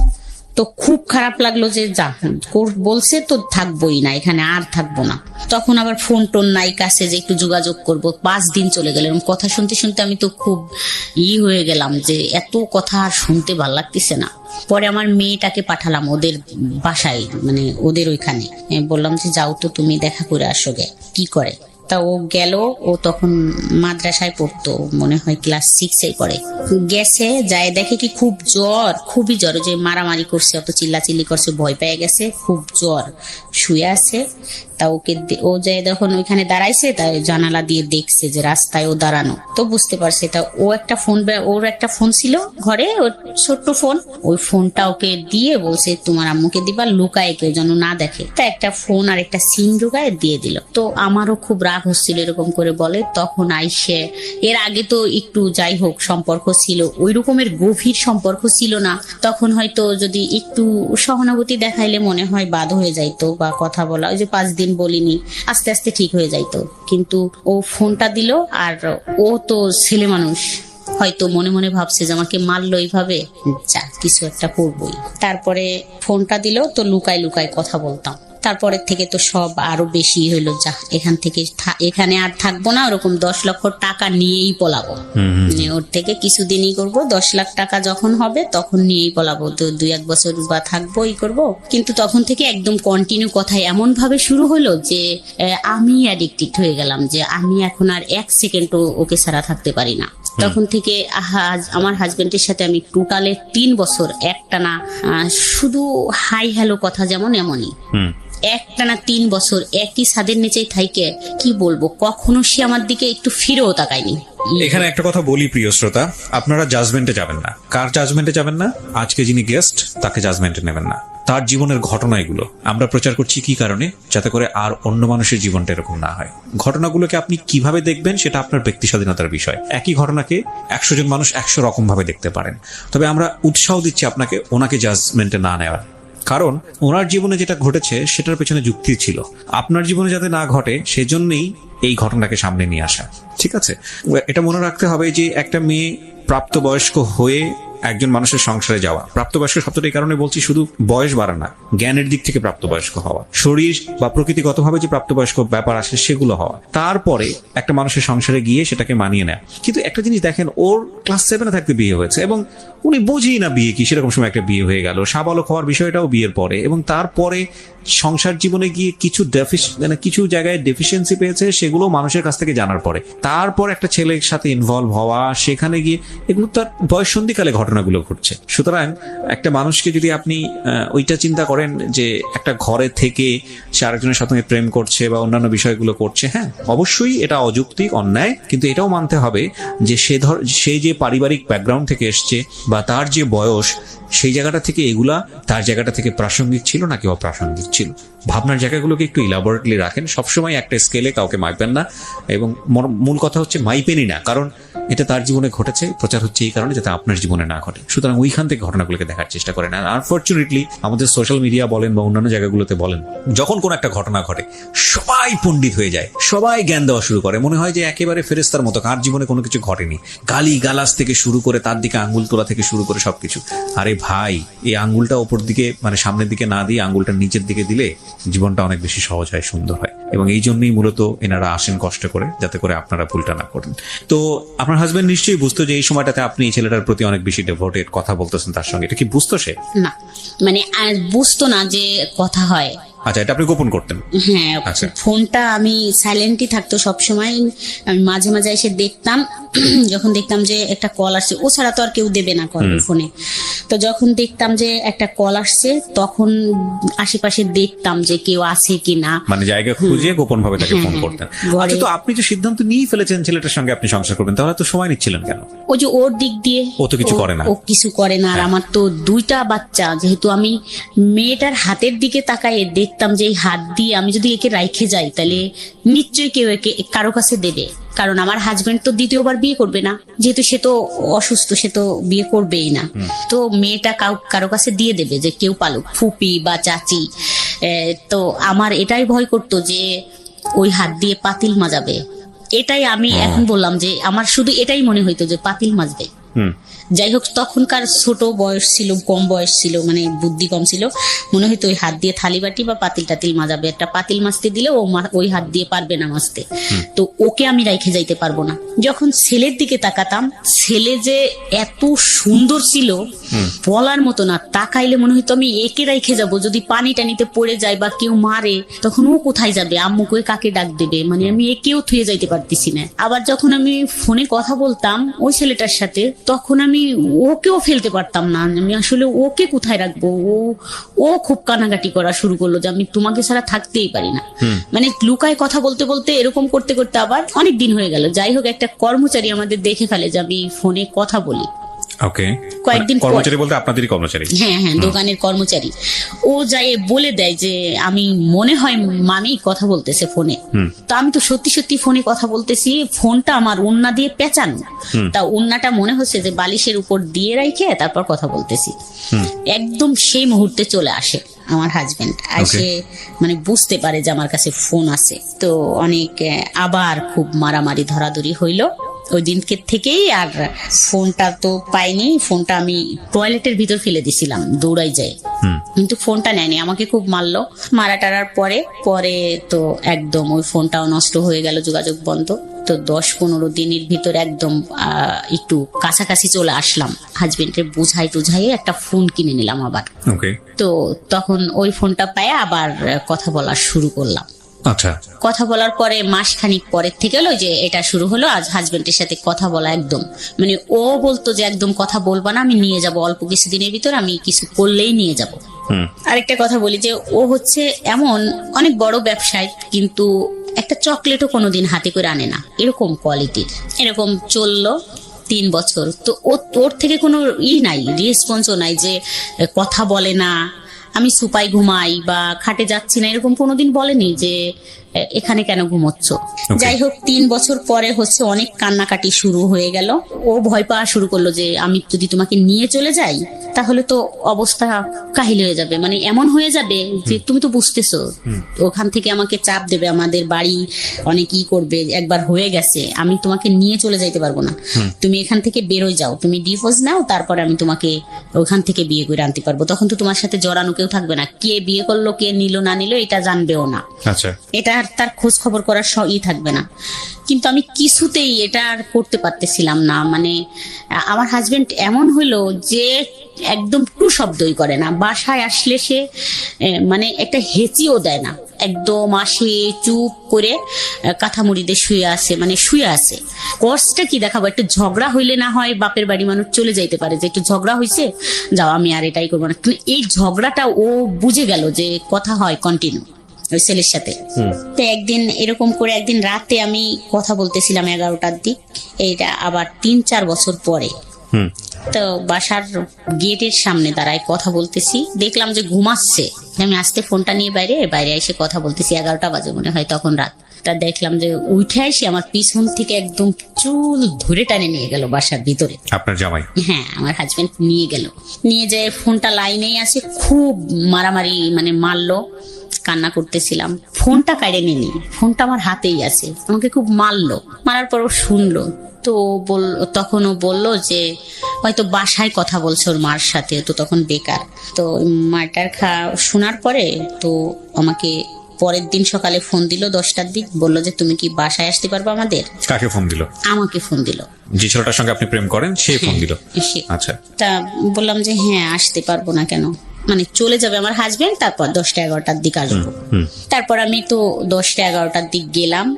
আচ্ছা, বাই দ্য ওয়ে, আপনি যখন আপনাকে গায়ে হাত তুলতো বা অত্যাচার করতো, ইন দ্য মিন টাইম আপনি কি তাকে কোনো খোঁটা দিতেন যে আজকে আমার এই পরিস্থিতির জন্য তুমি দায়ী বা এরকম কোনো কিছু বলতেন? না, কখনোই বলতেন না, কিচ্ছু বলতেন না। প্রত্যেকটা মানুষের প্রতিক্রিয়া জানানোর ধরন আসলে ডিফারেন্ট। যাই হোক, তারপরে আমি গেলাম, ওর ভাই বোনের সাথে আমার দেখা হতো, বাজার টাজারে কথা হতো সবার সাথেই, কিন্তু ওর মাকে প্রথম দেখলাম যায় জড়ায় ধরলাম, মা বলে ডাকলাম, মানে ফ্যামিলি জানতো? হ্যাঁ, ফ্যামিলি জানতো, কিন্তু ওই বোন টোন ভাই দেখতো না, মানে ওর বোনদের সাথে দেখা হতো, ভাগ্নিদের সাথে, কিন্তু ওর মারে দেখলাম প্রথম, দেখে জড়ায় ধরলাম, মা করে ডাকলাম। তারপরে বাসায় বসলাম, তো বললো যে ও তো কোনো কাজ করতে চায় না, তাহলে কি করা যায়। কে বলছে এটা? ওই ছেলেটার মা বললো যে ও তো কোনো কাজ করে না, মানে ওইভাবে ফ্যামিলি ভাবে, মানে ওর বউনাই ছিল, তার মানে ওর ফ্যামিলিকেও কনভিন্স করে ফেলেছে আপনার ব্যাপারে? আচ্ছা। তারপরে আপনার ব্যাপারে জানতো ওর ফ্যামিলি যে আপনার 2টো বাচ্চা আছে এবং এই অবস্থায় আপনি ওর চেয়ে 6 বছরের বড়, এবং সে অবস্থায় ও আপনাকে বিয়ে শাদী করতে চায়, এটা জানতো ওর ফ্যামিলি? বিয়ে করতে চাই এটা জানতো কিনা জানি না, তবে কথা বলতো, খুব সম্পর্ক, আমার যদি কোনো কথা বলতো তাদেরকে আর ছাড় দিত না, খুব মারতে যাইতো, গালাগালি করতে, বলতো ওর সম্বন্ধে কোনো কথা বলবি না। আচ্ছা, ওকে। তারপরে গেলাম, যার পরে বলল যে কি করব, ওর বোন বলল কি করব, ও বললো যে আমি তো ড্রাইভিং শিখি দ্রুত চাকরির জন্য, আমাকে একটু হেল্প করো, তো ড্রাইভিং শিখি। তো আমি বললাম বাহ, তো খুব ভালো কথা, যদি পারে তো ভালো, তাড়াতাড়ি এটাই হয়ে যাবে। তারপর আমার তো তখন টাকা পয়সা নেই, আমি তো মাত্রই একটু হাজবেন্ডের সাথে একটু কথা আবার হচ্ছে, যাই আসি দোকান টোকানে একটু ই করি। আমার হাতে একটা আংটি ছিল, আমি তখনই খুলে দিয়ে আসলাম, বললাম যে এটা বিক্রি করে শুরু করো, তারপরে পরেরটা দেখা যাবে পরে। ওটা 4,000 টাকা বিক্রি করলো, তো 10,000 টাকা লাগবে ওর ড্রাইভিং শিখতে। আমার একটা কানের দুল ছিল সোনার, ওই দুলটা সেই চাচাতো ভাইকে দিয়ে বললাম যে তুই আমাকে 10,000 টাকা দে, এই দুলটা রাইখে দে, আমি যেদিন নিতে পারবো তোরে আরো বেশি কিছু টাকা দিয়ে, ল্যাপটপ দিয়ে তোর টাকাটা দিব, আমার দুলটা আমারে ফেরত দিস। দুলটা হলো 16,000 টাকাতে বানানো ছিল, 10,000 টাকা ও দিয়ে দিল আমাকে, আমি আইনে ওকে দিলাম ওই 10,000 টাকা। তারপরে ড্রাইভিং শিখলো, শিখার পরে ভালোই চলতেছে, ও খুব 15 দিনের ভিতর ড্রাইভিং কমপ্লিট হয়ে গেল। তারপরে চাকরিও করা শুরু করলো, 3,000 টাকা বেতনের চাকরি, আমাদের এলাকায় চাকরি হইলো, খুব খুশি। আরো কথা বলা বেড়ে গেল, মানে ড্রাইভিং করতো আর ফোন দিত, আমি তো তখন একবারে মনে হইতো যে ও আমার হাজবেন্ড। এর মাঝখানে তো আরেকটুই হলো যে মাঝে মাঝে দেখা হতো, 2-3 মাস 5 মাস পর আমাদের হয়তো দেখা হইতো তখন। বাসায় তো আসতে পারতো না, বাইরে একটু দেখা হতো, কোথাও আমরা ঘুরতে যাইতাম, সপ্তাহে 1-2 দিন ঘুরতে যাইতাম, কিন্তু ওইভাবে আর দেখা হইতো না। 2-3 মাস পর হয়তো হইতো। মার কাছে কান্না শুরু করলাম যায় যায়। এখন টাকা পয়সা একটু যাই হোক বাইরে যাই আসি, একটু টাকা পয়সা নেই টেই, বাজার টাজার নিজে করি, যে 500 টাকা দাও বা 200 টাকা দাও, আমরা বাজার করব, এটা কিনবো সেটা কিনবো, যাই হোক দেয়া শুরু করলো। একটু ভালো রিলেশনে চলে আসলাম, যে রিলেশনটা ভালো হইলো। হয়তো আমার হাজবেন্ড এটাই বুঝছে যে একটু টাকা পয়সা দেই, যদি ভালোভাবে থাকে, অন্য মেয়েকে তো আর বিয়ে করা সম্ভব না, যদি থাকে হয়তো। আমার শাশুড়ি খুব সাপোর্ট করতো, আমাদের সবাই একটু সাপোর্ট করে, যা তাদের যারা আছি, হয়তো বলছে বুঝায় যে দিস সবকিছু, খালি খালি এগুলো দিয়ে কি করবি, চলে গেলি সাল মেয়ে দুটি নিয়ে কি করবি, যাই হোক। তো আমাদের তখন থেকে দিত, কিছু চাইলে যে একটু জামা কাপড় বানাবো 500 টাকা দাও, হয়তো 200 টাকার বানাতাম, 200 টাকা জমা রাখতাম, রেখে দিতাম এরকম। তারপরে বাপের বাড়ি যাই, কান্না করতাম যে মা আমি যাব না ওইখানে, আমার ভালো লাগে না এটা। কিন্তু আমি কখনো মুখ দিয়ে বলিনি যে এই ছেলেটার সাথে আমাকে বিয়ে দাও। আমার লজ্জা করতো যে আমাকে ওখান থেকে ছাইরাই নিয়ে আসো, আমাকে আমি ওকে বিয়ে করব, এরকম বলতো, আমার লজ্জা করতো। আবার আমি আইসে পাগলামি করতাম, কান্নাকাটি করতাম, মাকে জড়াই ধরে ধরে কান্না করতাম, ডাক ছেড়ে কান্দে। তারপর আমি আবার থাকতামও না বাবার বাড়ি, চলে যেতেন। খাবোটা কি থাকলে, মানে ভাই বোন নিয়ে ওখানে থাকলে কি খাবো, খাওয়ার কথাটা মনে পড়তো। আমি আবার বাচ্চা নিয়ে এখানে থাকবো, আমার মারই তো এত কষ্ট, ভাই বোন নিয়ে, সেই তো ভাতের যন্ত্রণায় অস্থির। এরকম করতে করতে তো প্রায় 5-6 বছর কেটে যায়, কোনোভাবে বেরোইতেই পারলাম না। তা এখন মেয়ে বড় হয়ে গেল, 9-এ পড়ে। তা বললাম যে মেয়েটা রাইখে কোথায় যাব, এরকম শিয়ানা মেয়ে। তারপরে আমি মেয়ের জন্য ছেলে দেখা শুরু করলাম, সবাইকে বলতাম যে, ঘটকদের বলতাম যে 10,000 টাকা দেবো, যে আমার মেয়েটা বিয়ে দিলে সুন্দর ছেলে দেখে। তো এর মাঝখানে আমার হাজবেন্ড কিন্তু ফুল ফিট ভালো হয়ে গেছে, একদম ভালো হয়ে গেছে। এখন যদি বলি যে 1,000 টাকা লাগবে, 1,000 টাকাই, মানে আচরণগত দিক থেকে ভালো হয়েছে, ওকে, একদম ফুল ভালো হয়ে গেছে। তা উনি পরের দিন বিকেলে একটা ছেলের ছবি নিয়ে আসলো, আর্মির চাকরি করে। দেখলাম, দেখে তো ভালোই লাগলো, বললাম কথা বলেন। তো আমার মেয়েকে দেখলো, দেখে ওরা পছন্দ করলো, ঠিক আছে। তা ওই ছেলের মা আসলো, বললো যে, আমি বললাম যে শোনেন, কোনো কথা বলা লাগবে না, আমার তো যে মনের ভিতর রয়েছে যে মেয়ে বিয়ে দিয়ে তো আমি চলে যাব, তো আমার মেয়ের পিছনে যদি 5-7 লাখ টাকা যায়ও, আমার তো সমস্যা নেই, আমি তো একবারে দিয়েই যাব, কোনো কথা বলার থাকবে না যে শাশুড়ি এরকম বা আমার বিয়েন এরকম ছিল। তো বললাম যে কোনো কথা বলা লাগবে না, আমরা যথেষ্ট পরিমাণ জিনিসপত্র দিয়ে দেব, কোনো টু শব্দ হবে না, আপনি বলতেও পারবেন না এটা ভালো লাগে নাই। যাই হোক এইভাবে বিয়ে হলো। বিয়ে দিয়ে দিলেন? হ্যাঁ, বিয়ে হয়ে গেল পহেলা বৈশাখ। গুডনেস, ওকে ওকে। দেখেন, মানে না বলেন, আপনি বলেন, আমি আসলে আগে থেকে মন্তব্য না করি। হ্যাঁ, বিয়ে দিয়ে দিলাম। ওর তো প্রায় 7,60,000 টাকার মতো খরচ হইলো ওর বিয়েতে, সবকিছু দিয়ে একবারে পুরাই করে দিয়ে বিয়ে হয়ে গেল। এখন বিয়ে হওয়ার পরে আমার বিষয়টা নিয়ে শুরু হয়ে গেল তোলপাড়। কিরকম তোলপাড়? তোলপাড় শুরু হলো এটাই যে শাশুড়ি কথা বলে কারোর সাথে, মানে ও তো আর্মি, ও হচ্ছে ও খুব ভালো ছেলে, মানে সবাই খুব ভালো, কিন্তু ও একটু বেশি ভালো ছেলে। মানে ও চাচ্ছে যে আমার শাশুড়ির তো কম বয়স, আইসা এসে থাকতেছে, দেখতেছে 1 বছর পর আর কি ও এগুলোই করলো যে কম বয়স শাশুড়ির, কিন্তু কথা বলে ফোনে, এটা আমি জানতে পারছি বাইরের থেকে। তারপরে আমি একটু দেখে রাখি, আমার শাশুড়িকে একটু দেখে রাখি, মানে বয়স কম, একটু দেখে রাখা, মানে একটু শাসন করা, একটু এটা সেটা বলা শুরু করলো। তা আমার ভালো লাগতো না এগুলোই ঠ্যাস ঠুস বলা টলা শোনা টোনা। তা আমি চুপই থাকলাম, তো কোনো কথা বলতাম না। তা আমার মেয়েকেও প্রশ্ন করতো যে কথা বলে এটা মানা করো, এটা কথা বলে মানা করো, কিন্তু কথা বলে কিভাবে মানা করলেই কি এটা হয়? আর তখন তো প্রায়, মানে it was an open secret, cause আপনার ফ্যামিলি সবাই এটা জানতো, আপনার মেয়েও এটা জানতো, আপনার ছেলেও এটা জানতো, সবাই জানতো। এবং সবাই এক ধরনের কি, মানে আপনার ছেলে মেয়ের রিয়াকশন কি ছিল বলেন তো? ওই যে বাবার দিক থেকে একটু কমই ছিল না, যখন ওরা ছোট ছিল, ওদের জন্য তো এরকম বললাম না, একটা চকলেটও তো কখনো হাতে করে আইনে দিয়ে বলে নাই যে এই চকলেটটা তুমি খাও। তার মানে ওরাও সামহাও বাবার এই ফলটা খুঁজে পেয়েছে। এখানে একটা জিনিস খুবই মারাত্মক ভাবে আমি পয়েন্ট করতে চাই। ব্রোকেন ফ্যামিলির ক্ষেত্রে ম্যাক্সিমাম টাইম আমি দেখেছি ছেলে মেয়েদের ক্ষেত্রে, যখন এরকম বাচ্চাদেরকে নিয়ে অনেক সময় মা চলে আসে বা বাবা চলে আসে, দেন আই আস্ক দেম যে আসলে তোমার দিক থেকে পয়েন্টটা কি, তুমি কেন তোমার বাবাকে স্টপ করো নাই, বা তুমি কেন তোমার মাকে থামাও নাই। এবং কমন অ্যান্সারটা এরকম থাকে যে বাবা তো আমার সাথে যেটা করেছে সেটাই তো আমার পছন্দ ছিল না, মা আমার সাথে যেটা করেছে সেটাই তো আমার পছন্দ ছিল না। এবং তারা খুব ন্যাচারালি একটা পক্ষ নিয়ে নেয়, সেটা মায়ের পক্ষ হোক বা বাবার পক্ষ হোক। এক্ষেত্রে আমি জানি না ওনার ক্ষেত্রে কি হয়েছে, তবে লাকিলি আমি বলবো যে ওনার ছেলে মেয়ে ওনার পক্ষে নিয়েছে, বিকজ অফ ওনার কথা যদি সত্যি হয় তাহলে ওনার হাজবেন্ড মানে ছেলে মেয়েদের যে বাবা, তার আচরণ ছেলে মেয়েদের প্রতি যেরকম হওয়া উচিত ছিল সেরকম হয়নি। But it has to B mention in our show, বারবার বলি যে এই শোগুলোর একটা বড় ধরনের দুর্বলতা হচ্ছে দিস ইজ নট ইনভেস্টিগেটেড, এবং এই ধরনের জিনিসগুলো ইনভেস্টিগেট করারও কোনো সুযোগ নাই। আপনি দেখবেন যে ধরনের কেস আজকে এখানে রিভিল হচ্ছে, এটা ইনভেস্টিগেট করার মতো বিষয়ও না, ইনভেস্টিগেট করতে গেলে এটা তুলকালাম হয়ে যাবে। আর প্রথম কথা হচ্ছে আমরা ইনভেস্টিগেট করতেও চাই না, বা আমাদের এটা একটা দুর্বলতা, আমরা সেটা বলি। তো সেই জায়গাটা থেকে একটা গল্প বিশ্বাস করা, চরম পর্যায়ে বিশ্বাস করার একটা যৌক্তিক ব্যাখ্যা অনেক সময় প্রশ্নবোধক, মানে যদি বলি যে আসলে বিশ্বাস করাটাও একটা প্রশ্নবোধক ব্যাপার হয়ে দাঁড়ায়। কারণ একজন মানুষ যখন নিজের গল্পটা বলেন তখন কিন্তু তিনি নিজেকে সাফাই করেন, খুব স্বাভাবিকভাবেই সাফাই করেন। তো সেই জায়গাটা থেকে তাকে বিশ্বাস করাটা খুব কঠিন। আমরা এই জন্য বলিও যে আমাদের এই গল্পটা যে হুবহু আপনাকে বিশ্বাস করতে হবে, বিষয়টা এরকম না। তবে মোরাল অফ দ্য স্টোরি আছে যে কারণে আপনি শুনতে পারেন, যেটা হয়তো আপনার ব্যক্তি জীবনে কাজে লাগবে। জি বলেন। তারপর তো আপনার ছেলে মেয়ে কখনোই আপনাকে বারণ করেনি বা কখনোই আপনাকে প্রশ্ন করেনি যে মা এই কাজটা ঠিক হচ্ছে না বা এটা করো না? না, কখনো এরকম ওরা বলেনি।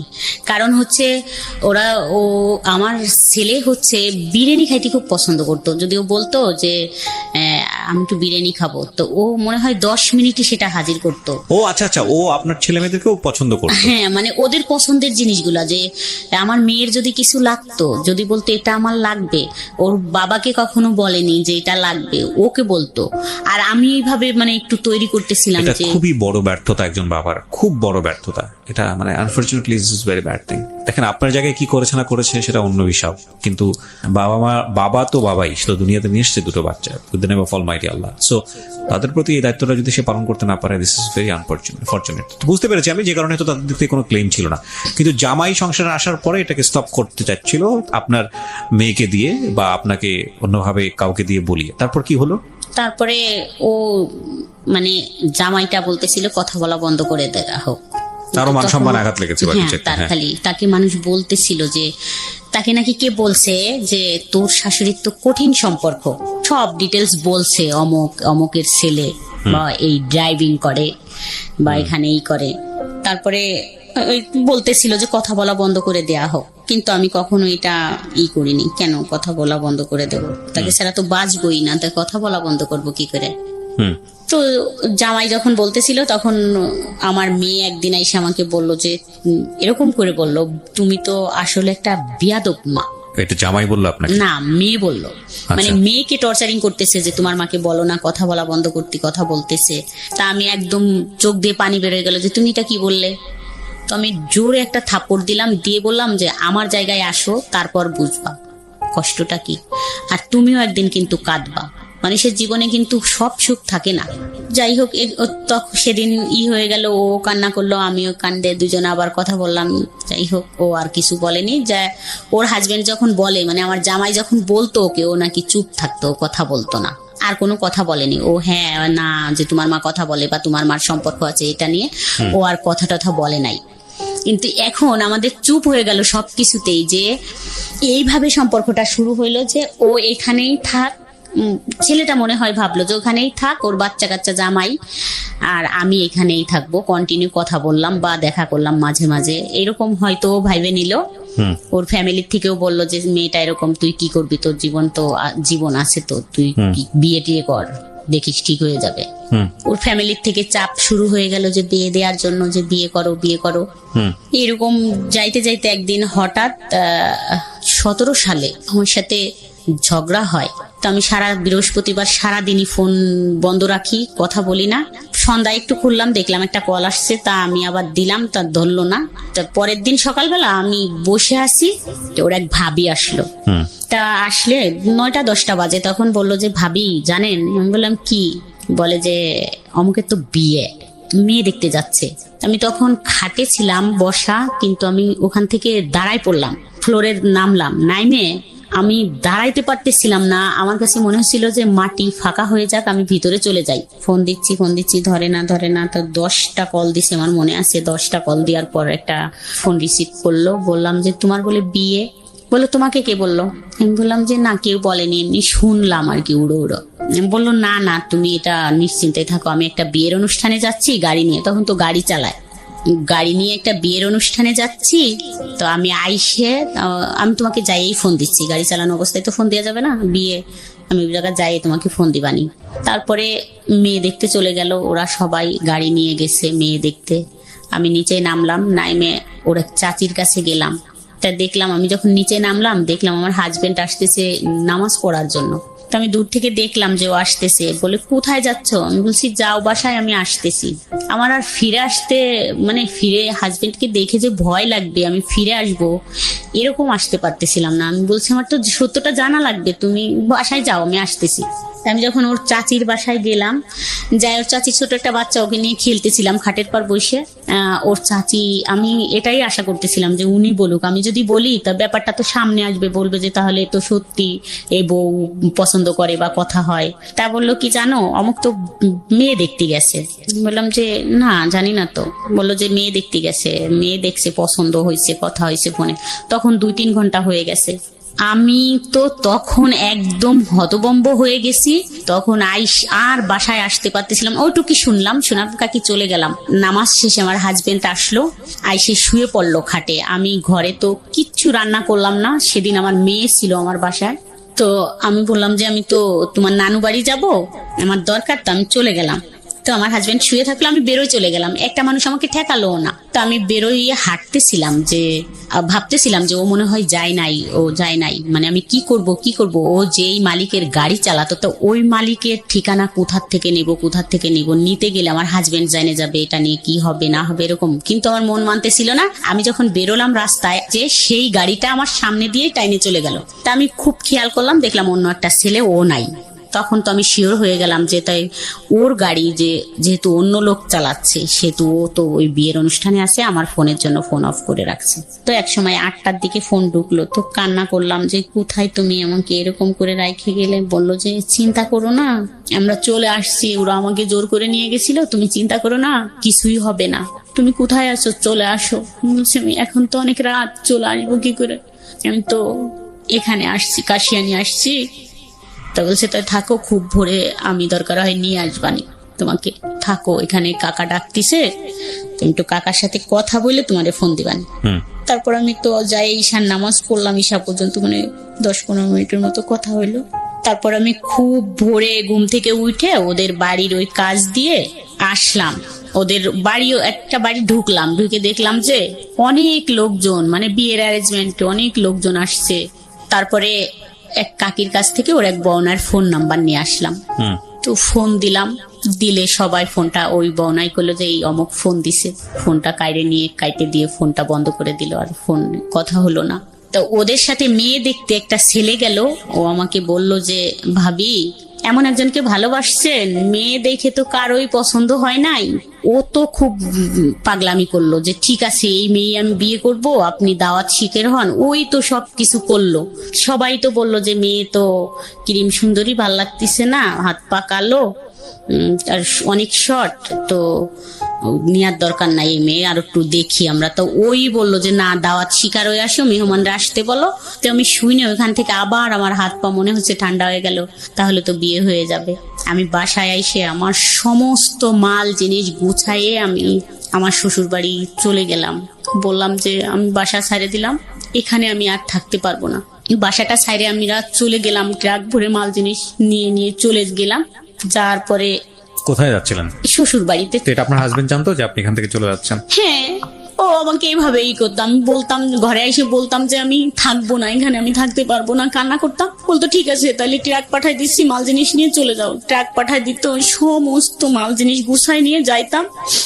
আবার 2 দিন 3 দিন থাকার পর 1 সেকেন্ড ওখানে আর যাওয়ার পরই দাঁড়াইতে ইচ্ছা করতো না, আমি আবার ওখানে চলে আসতাম। মানে তো আমার জিনিসপত্র নিয়ে আবার চলে আসতো। হ্যাঁ, আমার হাজবেন্ডের বাসাটা ছাড়তো না, কিন্তু আমাকে কিছু মাল জিনিস দিয়ে কিছু জিনিস রাখতো, টিভি থাকতো, ফ্রিজ থাকতো, কিন্তু 2টা একটা খাট, ওয়ার্ড্রোব, ড্রেসিং টেবিল এগুলো দিয়ে বলতো যে একটা ট্রাক ভাড়া করে যাও, নিয়ে চলে যাও। আমি চলে যাইতাম। এরকম করতে করতে ছেলে বলল যে এখানে আর থাকা সম্ভব না, রান্না টান্না করে না, খাওয়া দাওয়া সম্ভব না, খেয়ে কতদিন থাকবো। ছেলে মানে কোন ছেলে? আমার ছেলে। মানে বিষয়টা হচ্ছে ছেলেও জানতো যে মা এরকম ভাবে কারোর প্রতি ফলিন এবং এই কারণে এই জিনিসগুলো হচ্ছে। তাহলে জিনিসটা বোঝেন যে কতটা এক্সট্রিম লেভেলে হলে পরিবারের অন্য সদস্যরাও এটাকে না মেনে উপায় নেই, এরকম একটা জায়গায় চলে গিয়েছিল। জি বলেন, তারপর? বুধবারে আমাকে ওর বড় ভাই ফোন দিয়ে বলে যে তুমি কি জানো অমুকের বিয়ে? বললাম না ভাইয়া, জানি না তো। ওর তো বিয়ে সোমবারে, তো তোমরা যাইও। বাবুর কথা বললো, আমার ছেলের কথা বললো, ওকে নিয়ে যাইও, আর যাইও তোমরা, তোমাদের দাওয়াত থাকলো। আমার মনে এরকম হইলো যে বলে দিব, সব কথা বলে দেব। আমি যেহেতু সুখী হইতে পারলাম না, তো ওকেও সুখী হইতে দেবো না, এরকম মনে এসে গেল যে যা বলে দিব সবকিছু। তাই বললাম, ওর ভাইকে বললাম যে একটু ফোন দিবেন। ওর ভাই বললাম তো কেবলমাত্র আসছি, তো কালকে হচ্ছে ওর গায়ে হলুদ, আর ওদের বাড়িও গায়ে হলুদ, তা কি কথা বলবেন? আমি যে যাই দিন ফোন। তো যাই হোক, বাবুকে রাইখে আমি যখন সন্ধ্যায় ব্যাকে আসতেছিলাম, তখন বাবুর ফোনটা আমাকে দিয়ে দেয়। মানে আমার ছেলে যেই ফোনটা ব্যবহার করে ওই ফোনটা আমাকে দিয়ে দেয়। ও ছোট একটা বাটন ফোন ওকে রাইখে ওকে দেয়া হয়। তা ও ফেসবুক চালাতো ওই তখন থেকে। তা আমি ওই ফেসবুক দেখতে দেখতে আসতেছিলাম, আমাকে বুঝাই দিল যে আম্মু এইভাবে দেখো। দেখতে দেখতে আসতে আসতে তখন আমি একটা লেখা পড়লাম যে অধিকার কেউ কাউকে দেয় না, আদায় করে নিতে হয়। কোথায় বললেন? বাসের মধ্যে? হ্যাঁ, বাসের ভিতর এই লেখাটা আমি পড়লাম যে অধিকার কাউকে দেয় না কেউ, কিন্তু আদায় করে নিতে হয়। তখন আমার একটা হলো যে তাহলে আমার অধিকার আমি আদায় করেই নিব। আবার আর একটা হয়ে গেল, মাথার ভিতর ঢুকলো যে একই তো আমি সুখী হইতে দেবো না, বলে দিব আমি এই সব কথা বলবো ওদের, এই জন্য যাতে ও বিয়ের পর কোনোদিন আমাকে ফোন না দিতে পারে। এটা একটা ছিল আমার পয়েন্ট, ছিল যে ও যাতে কোনোদিন আমাকে হ্যালো না বলতে পারে। আর দ্বিতীয়ত অধিকার তো দেবে না, অধিকার আদায় করে নিব, এতে যদি আমার অধিকারটা ফিরে আসবে। তো আমি এসে রাত 11টার দিক ওদের বাড়ির ওইখানে নাইমে দেখি যে গানের শব্দে কান ঝালাপালা। তো আমি আর ফোন টোন দিলাম না, আস্তে হাইটে বাসায় আসলাম। আইসে ঘুমাইতে পারলাম না, শুয়ে থাকলাম। খুব ভোরে উঠছি, একদম ফজরে। তা আমি ওর শ্বশুর বাড়ি গেলাম, ওই যে প্রশ্ন করব যে আমি তোমাকে 4টা প্রশ্ন করলে তুমি কি উত্তর দেবে? তো যাই বললাম, ওরা মনে করলো যে আমি মনে হয় ওর কলিগ, এই জন্যই দেখতে আসছি। তো যার সাথে বিয়ে সেই মেয়েটাকে ডাকলো, দেখলাম। মেয়ের মাকে বললাম যে আন্টি আমি একটু কথা বলবো, আপনি কি শুনবেন? তা বললো আচ্ছা ঠিক আছে। উনি আমাকে পাশে ডাইকে নিয়ে গেল, নিয়ে আমি ফোন দিলাম। ফোন দিয়ে বললাম আমার ফোনে তো টাকা নাই, ব্যাগ দাও। সাথে সাথে ব্যাগ দিল। ওই মেয়ের খালা আর মা আমার সাথে থাকলো। ব্যাগ দেওয়ার সাথে তো ওই মেয়ের খালা ঢাকা থাকে, খুব চালু। বললো যে বাহ, ভালো ব্যাপার তো, ব্যাগ করতে বলার সাথে ব্যাগ দিয়ে দিল, তাইলে তো কিছু একটা আছে রং। তা বললো যে দেখছিস আপা, ব্যাগ করার বললো যে ব্যাগ দাও, টাকা নাই, সাথে সাথে ব্যাগ দিল, তাইলে তো ওই ছেলের কিছু, মানে আমি কিছুই বলছিলাম না তখন। ওরা বলে যে যাই হোক বিয়ে ভাঙতে গেছে, কিন্তু আসলে আমি বিয়ে ভাঙতে গেছিলাম না। তা আমি ফোনটা হ্যালো বলার সাথেই ওর শাশুড়ি আরেকটা ছেলেকে ডাইকে নিয়ে আসলো। এই ঘুমের থেকে ডাইকে উঠালো, এই আয় তো দেখ তো এখানে এটা কি হয়েছে।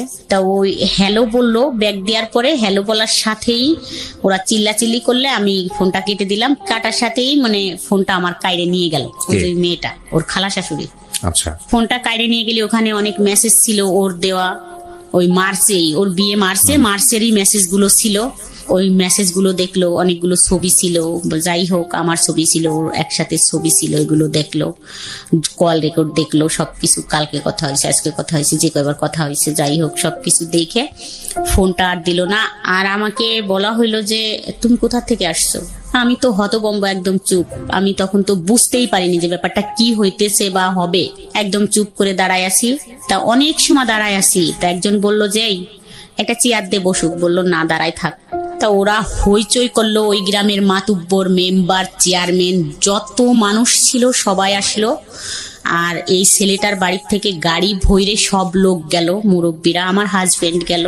যাওয়ার পরে কথাবার্তা হইলো। আমার হাজবেন্ডের বললো যে না, ওর কাছে ও তো অনেক টাকা পয়সা নিছে আমার ওয়াইফের কাছ থেকে, এই জন্যই মনে হয় টাকার জন্য আসছে, যে টাকাটা বিয়ে করলে তো টাকা পয়সা দেবে না, কথা বলতে পারবে না, এই জন্য টাকাটা মনে হয় যে টাকাটা ফেরত দিক, এটাই বলার জন্যই আসছে। আমার হাজবেন্ড ওখানে এটা বললো। মানুষ যে কি বলছিল সেই কথাগুলো যদি মানে এরকম বলতেছিল, ওই মেম্বার আসলো, আইসে আমি বসে আছি, মানে তার প্রথম কথা এরকম হলো যে মোনা তোমার দেখতে তো ভালোই লাগে, কিন্তু ভালো ফ্যামিলিরও বউ, তা বিয়ের আগে ছেলেরা একটু টাইম পাস করে, এরকম বিয়ে করে না। যদি তোমাকে বিয়ে করতো তাহলে এই মেয়ের সাথে বিয়েতে রাজি হইতো না, তুমি এখানে কেন আসছো?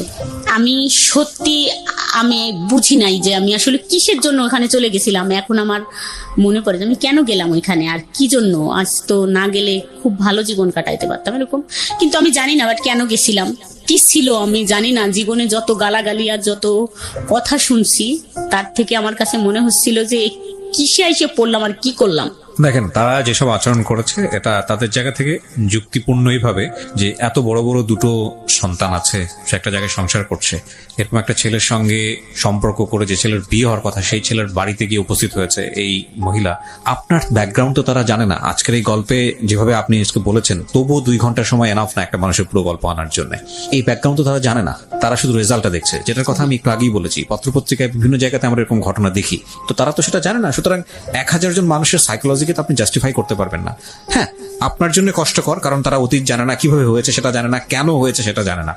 তারপরও সামাজিকতার জায়গাটা থেকে এগুলো অন্যায়, চরমতম অন্যায়।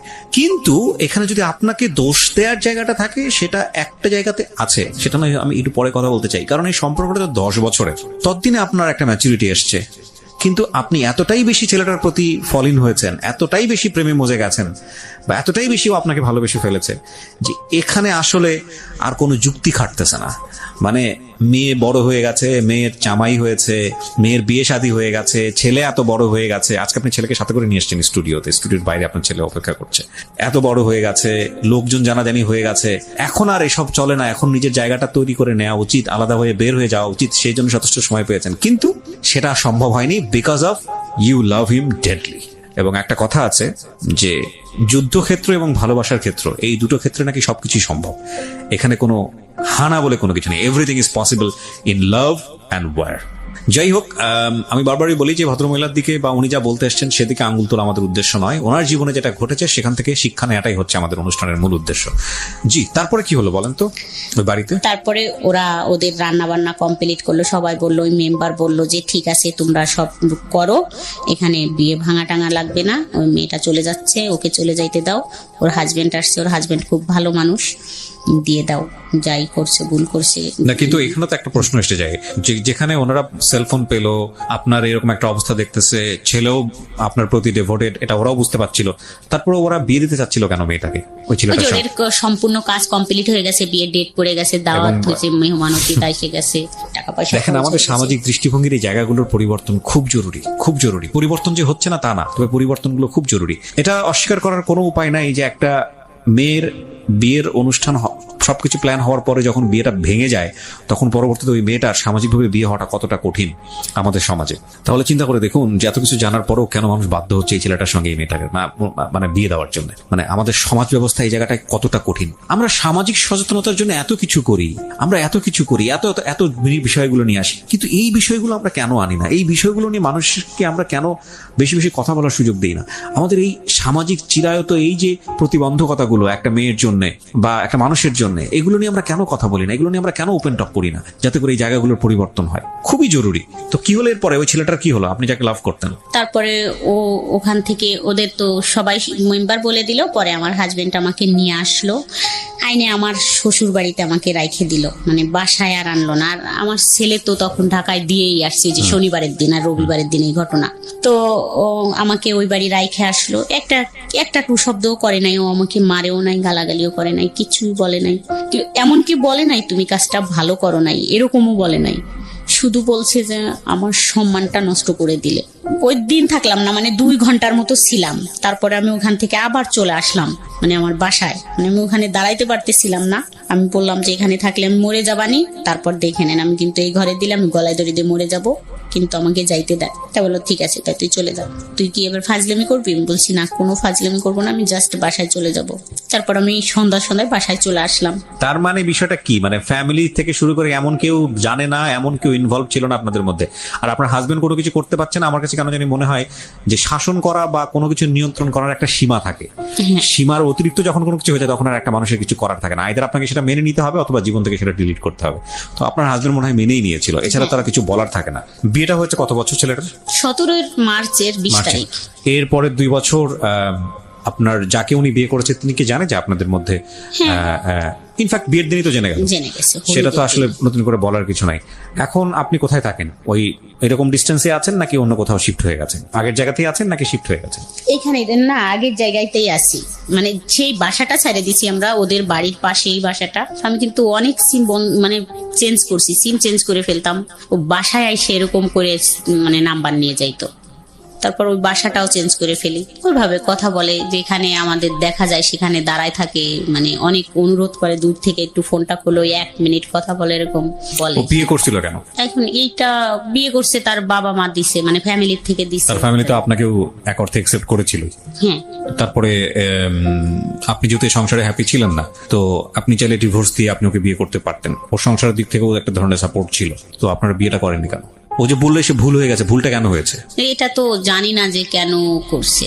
ওর ফ্যামিলির থেকে এখন বলে যে আমাকে জোর করে বিয়ে দিয়েছে আমার ফ্যামিলির থেকে। আসলে কি আপনার মনে হয় এটা ওর ফ্যামিলি সেটা করতে পারে? কারণ আপনি তো ফ্যামিলিতে যাওয়া আসা ছিল আপনার। ফ্যামিলির থেকে না। আপনি আপনার বয়স কত বলছিলেন শুরুতে?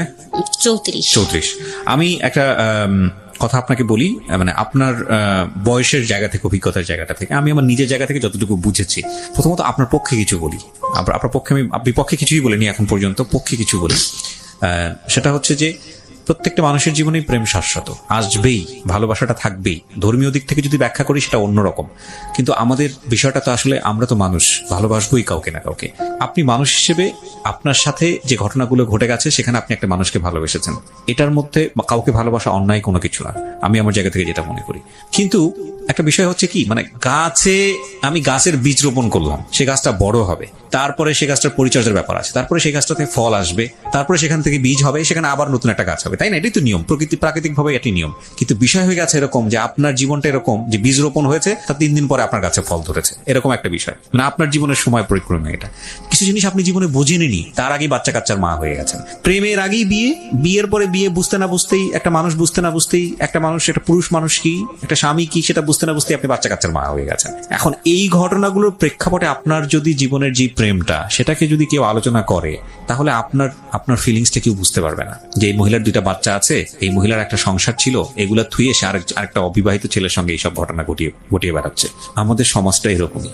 কিন্তু এগুলো বাদ দিয়ে যদি আপনার বয়সটাকে চিন্তা করে, এগুলো বাদ দিয়ে আপনি কোন পরিবেশে বড় হয়ে একটা মানুষের প্রতি ফলিন হয়েছেন সেটাকে যদি চিন্তা করে, তাহলে আপনার প্রতি মানুষের একটা অন্য ধরনের সিম্প্যাথি গ্রো করবে। এখন কথা হচ্ছে, আমরা তো চাইলেই আমাদের সমাজটাকে অস্বীকার করতে পারি না, আমরা তো চাইলেই আমাদের পরিবারটাকে অস্বীকার করতে পারি না। কিছু জিনিস মানুষ দুনিয়াতে পায়, কিছু জিনিস মানুষ দুনিয়াতে পায় না।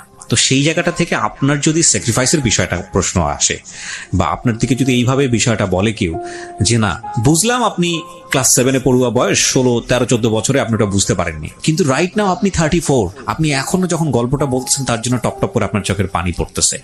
এইটা তো বেমানান, এইটা তো অন্যায়। এই জায়গাটায় যদি কেউ আপনাকে প্রশ্ন করে, তাহলে এই প্রশ্নটা অযৌক্তিক হবে না। তো আমাদের প্রত্যেকেরই জীবনই না, মানে কোনো না কোনো দিক থেকে অপূর্ণ।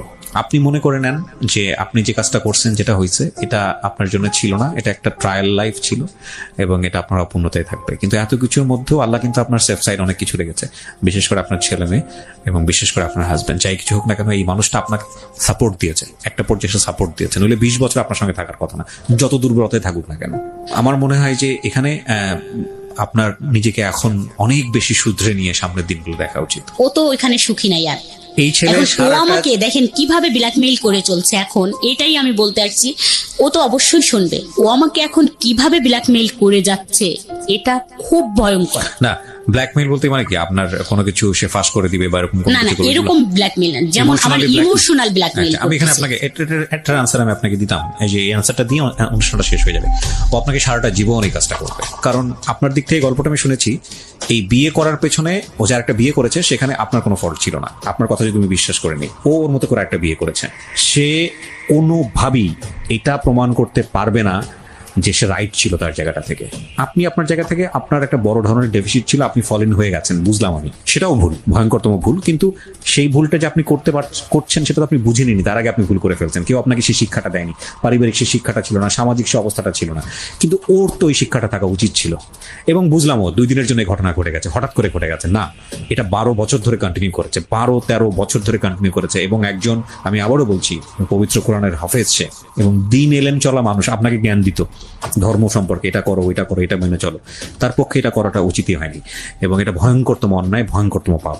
তো সেই জায়গাটা থেকে আপনাকে আমি শুধু একটা কথা বলতে, তাকে আমি জাজমেন্টে না নেই, এটা ভয়ঙ্কর, মানে এটা অন্যায় হবে। আমি আপনাকে যেটা বলতে পারি, সে সারা জীবন এরকম করুক, আপনাকে ধরে নিতে হবে যে না, এই দরজাটা আমি বন্ধ করে দিয়েছি, এই দরজা আর কখনোই যেন ওপেন না হয়। কারণ এই দরজা যদি ওপেন হয়, এই দরজা একদম জাহান্নাম, এবং এই দরজা মানেই হচ্ছে যে অশান্তি, অশান্তি, অশান্তি আর অশান্তি। শেষ বেলায় এসে যারা শুনলেন তাদের উদ্দেশ্যে একটা কথাই বলতে চাই, আমি অনেক কথা বলে ফেলেছি আজকে, প্রয়োজন ছিল বলেই, যে কেউই আসলে খারাপ না, আমাদেরকে পরিস্থিতি বাধ্য করে খারাপ হওয়ার জন্য। সবসময় একটা কথা মনে রাখবেন, আপনি যার দিকে আঙ্গুল তুলছেন, যাকে আপনি খারাপ বলছেন, যাকে আপনি একদিনের জন্য কষ্ট দিচ্ছেন, এমনও তো হতে পারে তার বিশেষ কোনো গুণ আল্লাহর কাছে এত প্রিয়, এত প্রিয় যে আল্লাহ তাকে ক্ষমা করে রেখেছেন, বা আল্লাহ তাকে ক্ষমা করবেন। সুতরাং এই বিষয়গুলো আমরা না করি, কারণ আমরা তো জানি না যাকে আমি খারাপ বলছি বা যাকে আমি কষ্ট দিচ্ছি, এমনও তো হতে পারে কালকের দিনটা আমার জন্য তার চেয়েও ভয়ঙ্কর রকমের কষ্টের। আর ওই সেদিন এক ফ্রেন্ডের সঙ্গে গল্প করছিলাম যে কোনো অপরচুনিটি আসলে তার জন্য না, যে কোনো অপরচুনিটি, মানে আমার ক্ষেত্রে যে কোনো অপরচুনিটি আসলে আমার জন্যই। যেমন ধরেন একজন ভিক্ষুক মানুষ, সে যদি এসে আপনার কাছে হাত পাতে, আপনি যদি মনে করেন যে ভিক্ষুককে 10 টাকা দেওয়া মানে হচ্ছে ভিক্ষুককে হেল্প করা, দ্যাট ইজ অ্যাকচুয়ালি রং। কারণ ওই 10 টাকা দেওয়া মানে আপনি নিজেকে হেল্প করলেন, if you believe religion. So যে কোনো অপরচুনিটি গ্র্যাব করা উচিত for the future. So thank you so much, ভালো থাকেন। আর আমাদের সোসাইটিতে এই ধরনের অপরাধগুলো হরহামেশাই হচ্ছে, এগুলো খুব এক্সট্রিম লেভেলে চলে যায়। অনেক সময় দেখা যায় হাজবেন্ডকে খুন করে ফেলছে, অনেক সময় দেখা যায় বাচ্চাকেও খুন করে ফেলছে, এতটা এক্সট্রিম লেভেলে চলে যায়। তাদেরকে আমি শুধু একটা কথাই বলবো, প্লিজ কোনো জিনিস ধ্বংস করে সেটার উপর দাঁড়িয়ে সুখী হওয়া যায় না। সো